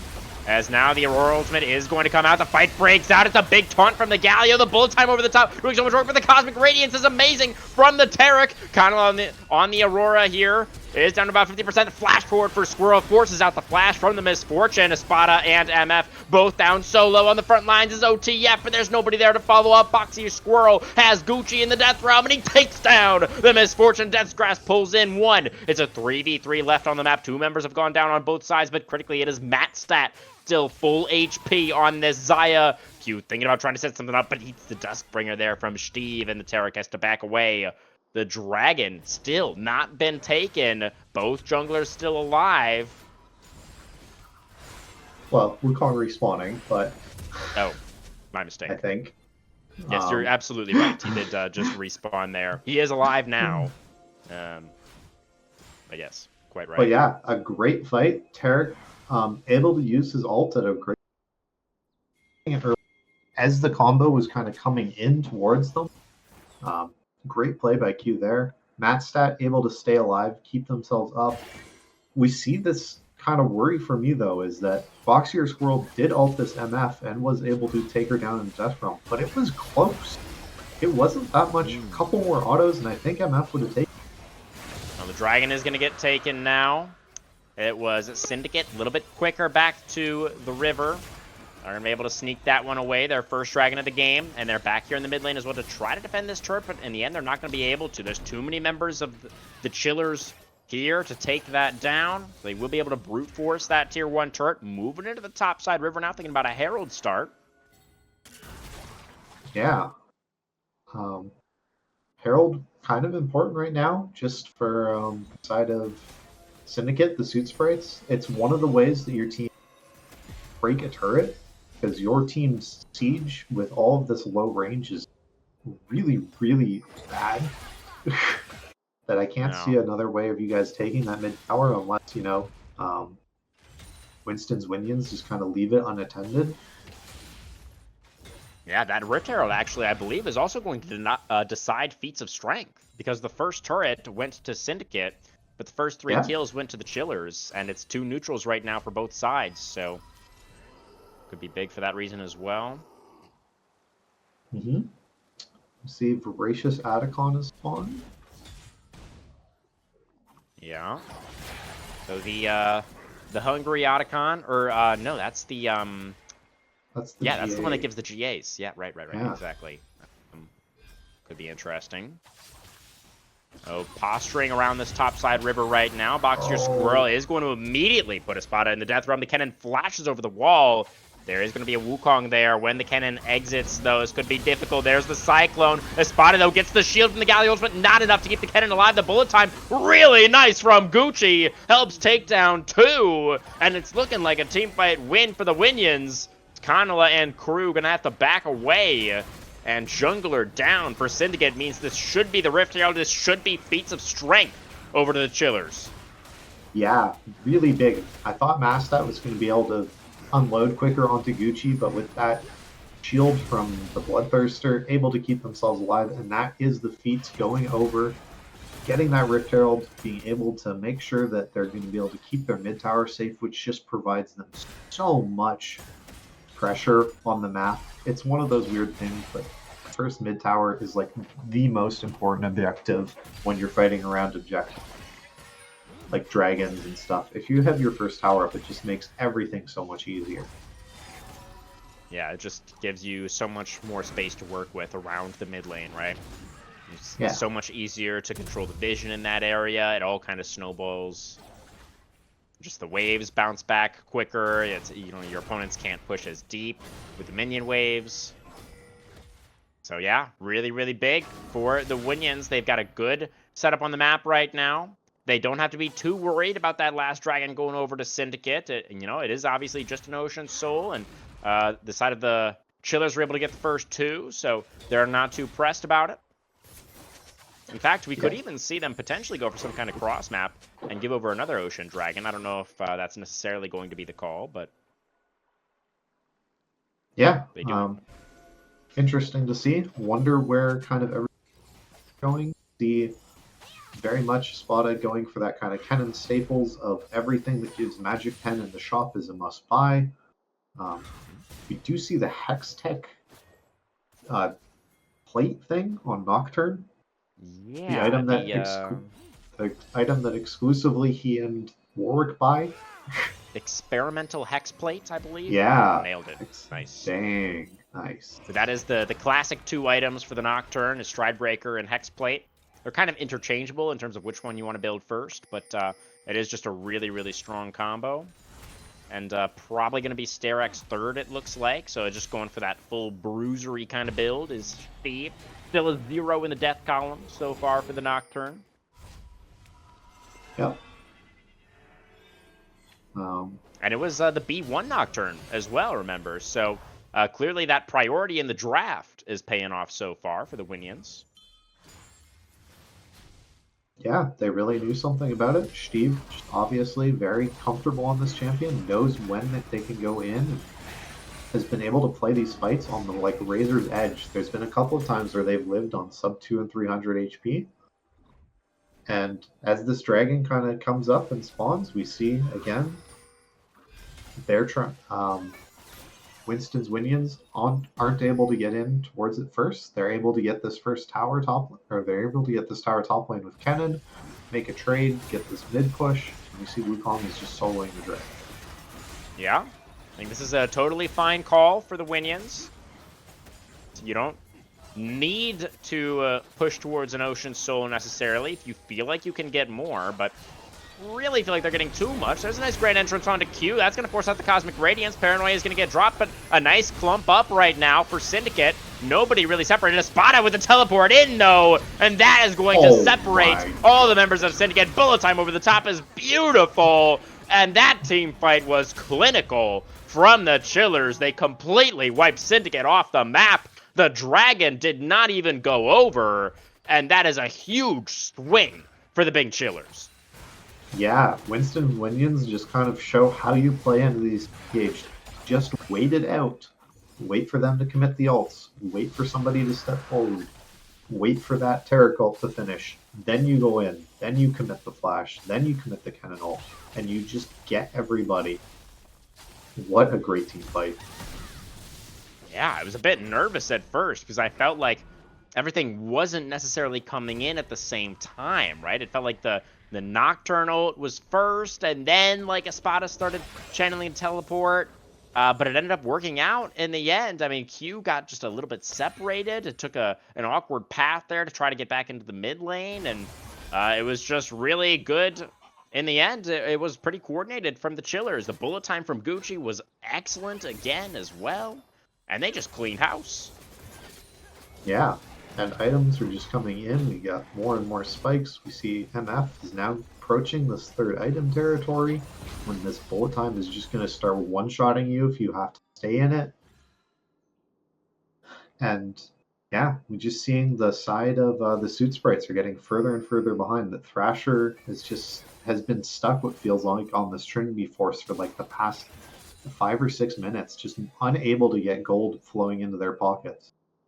Yeah, that's 3 items done now for Steve. It is, in fact, the Black Cleaver, not the Sterak, so I was a bit wrong with that prediction, but still, pretty standard item on the Nocturne, and is just going to make him even more threatening. His first champion in the game to 3 items.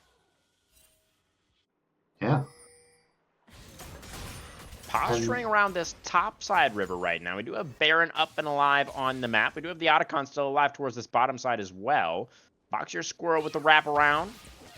Espada, level up. Not too worried about the situation. And in fact, is going to get a huge chunk there onto the Squirrel. Yeah, I really feel like it's on Boxier Squirrel, to be honest with you, at this point, that there's not a lot going for the rest of his. Can't see Canela doesn't have the now to get through. You know, that this Mordekaiser is really the only one that is able to get this isolated one to get something to happen. And I think it's on them to be able to find this flank and to get an ult where they can not necessarily just win the 1v1, but get that 1v1 lasting to get the rest of the team set up and ready to fight outside of it. Let's see if the Squirrel can make it happen. Has had a pretty good night so far. See if he can lead the team back into this game. They're down about 4,500 gold right now, and staring down this Ocean Soul in just 2 minutes time.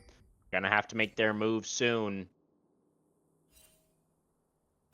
Yeah, we do see that Kennen, Espada, just able to get this push out, deny some of this minions from Boxier Squirrel. It's getting really close to that rank 3 ultimate, level 16. Huge spike for Kennen. Just means that you absolutely obliterate people. Picks up the Seeker's Arm Guard component, giving them the stopwatch for this upcoming fight. Yeah. Winions in a great spot now.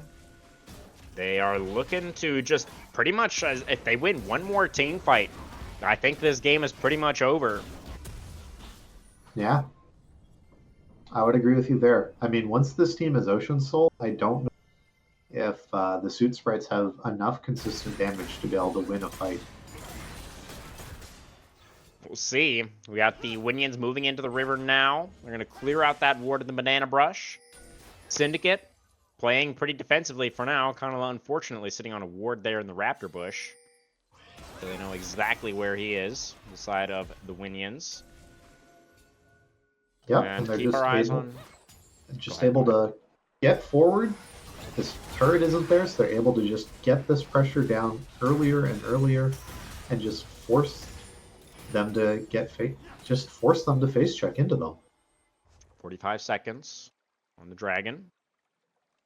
Very patient right now are the Chillers. They are just chilling here in the Banana Brush. They know they don't have to force as long as they control this area. then Syndicate are running out of time. One more contest in the mid-wave. Oh, Teleport that's a in for the TP. Mordekaiser. Just to join up with the rest of the team.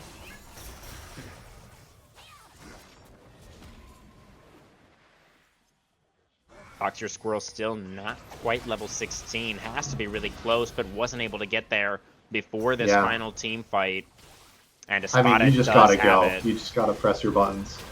All right, There it there's is the on death realm. Gucci. He's found to Misfortune once again. It was close last time. The Misfortune now has 3 items. The flash away from the Obliterate. Oh, Gucci does eventually go down right as he comes out of the death realm. The flash on the Featherfall from Matstad doesn't really find too much. Kanala is going to get taken down by Espada off on the side. And now diving forward are all these members, but they don't have their Misfortune for the side of the Winions. And now Matstad might be able to carry through the team fight. Espada not going to be able to get away. It's only Ahop and OTF left. They can't do anything. They have to try and run. The Rakan dashes over the wall. The flash forward for Q finds the dazzle into OTF. The Blade Caller is there. The shutdown goes over to the Zaya. And Syndicate stay alive.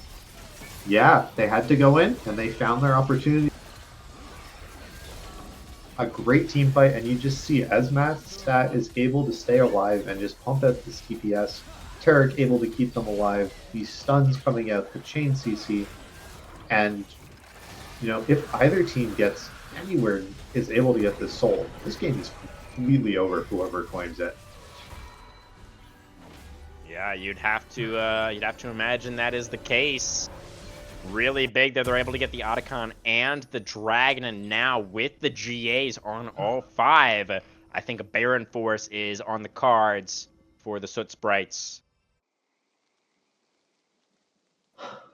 Yeah, I think that's definitely where you need to play for, but it's almost even more important to get this mid tower somehow, because that's the only way you're able to contest this Baron. If it's not down, I don't think there's any way you can ever start hitting it.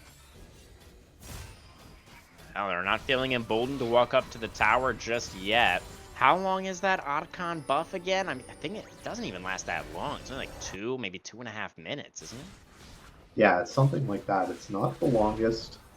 It's very much designed to force a fight and for you to be able to just click on an objective and say, this is ours now. So Maybe I want production, to if see you could them. just Yeah. click on one of the Soot Sprites just to see the duration they have left on. Oh, we got Paranoia into the mid lane. They're looking for Matstad. The Zaya is going to be forced to use the Blade Caller. Still going to get feared up, but Steve can't chase underneath the tier 2 turret. So that is Paranoia traded for Featherstorm. That's going to be a double knockup from Ahop's Grand Entrance. Bullet time over the top, but the bullet time does get interrupted as Thrasher goes in with the Cyclone. Cosmic Radiance comes out. That's going to keep all the Soot Sprites alive for now, and Gucci is down once again. Steve and Ahop on the run. A 5v4 on the map now for Syndicate. Surely they can get this mid tower now. Yeah, and the real objective tower goes down. That goes well. They might even be able to get 2 here.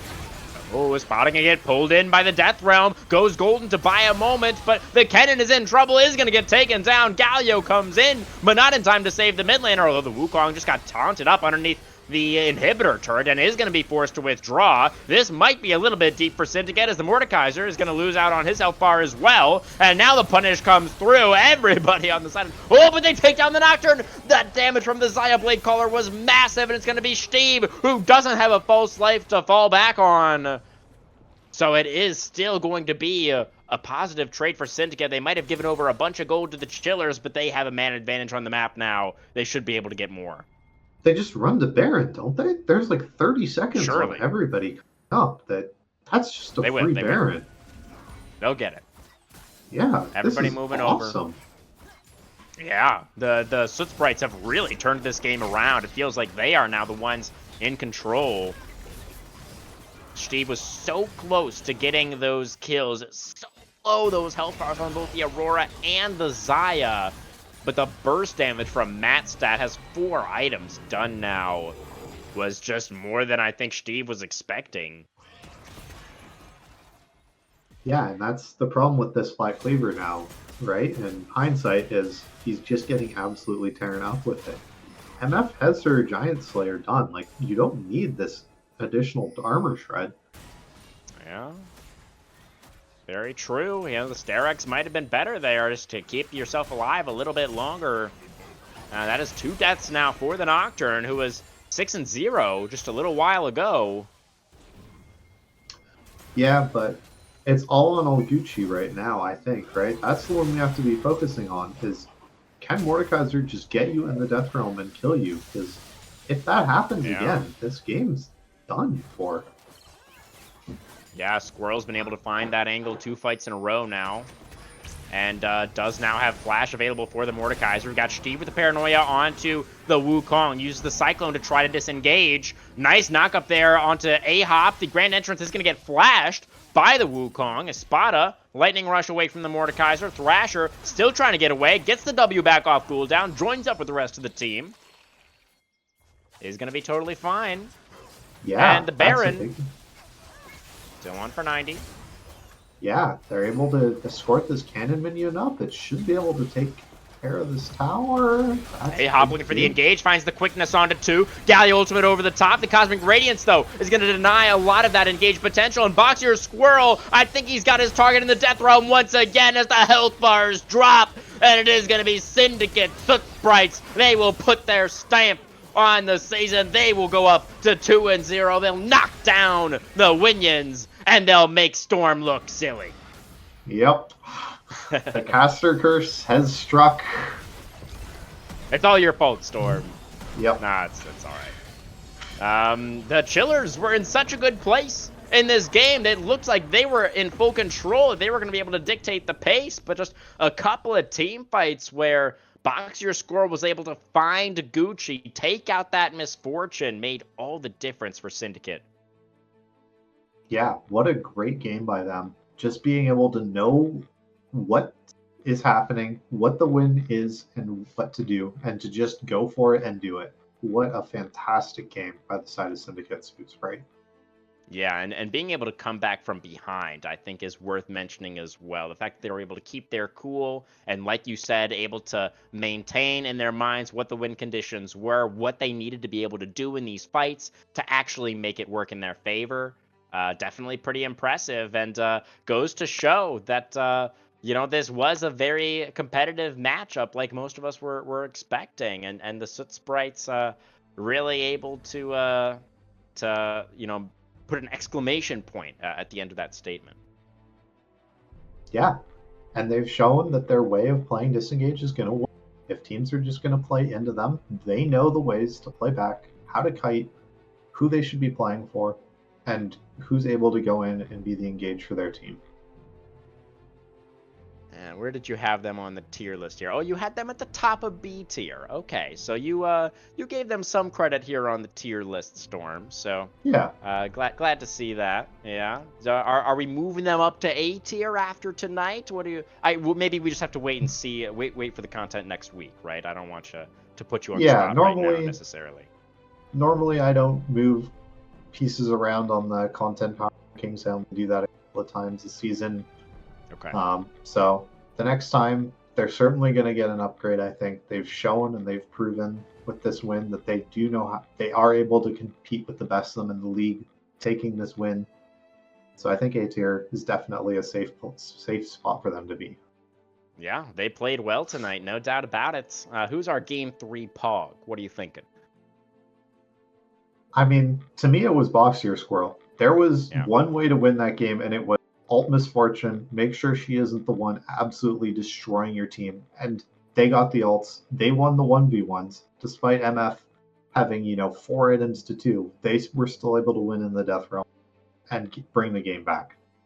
Absolutely, yeah. When we think back to the fights that the Winions were able to win, it was all about those bullet times, right? There was so much damage coming out from Gucci on this misfortune. So absolutely, I mean, I think you hit the nail on the head there, Storm. It was Boxier Squirrel able to identify that as well, and just fully committing to taking Gucci out of the fight every single time was the difference, no doubt about it. So I like that vote, like that Pog vote. As I'm a little bit curious if we're maybe going to be able to track Pog votes this season. We'll have to discuss that later on. But regardless, I think that's pretty much all from us tonight here, Storm. Do you have any final thoughts, any closing remarks before we close out the stream for today? Glad to see the caster curse is still kicking and in effect as always. That was a fantastic series. Really glad to see both teams really put it all out there and show that they are both threats to win BOL Emerald. Absolutely. Yeah, it was a great time. Glad to see a nice competitive one here for our first cast together, Storm. That is indeed going to do it for us tonight. Remember, guys, what league is tomorrow night again? I'm sorry. Let me take a quick look here.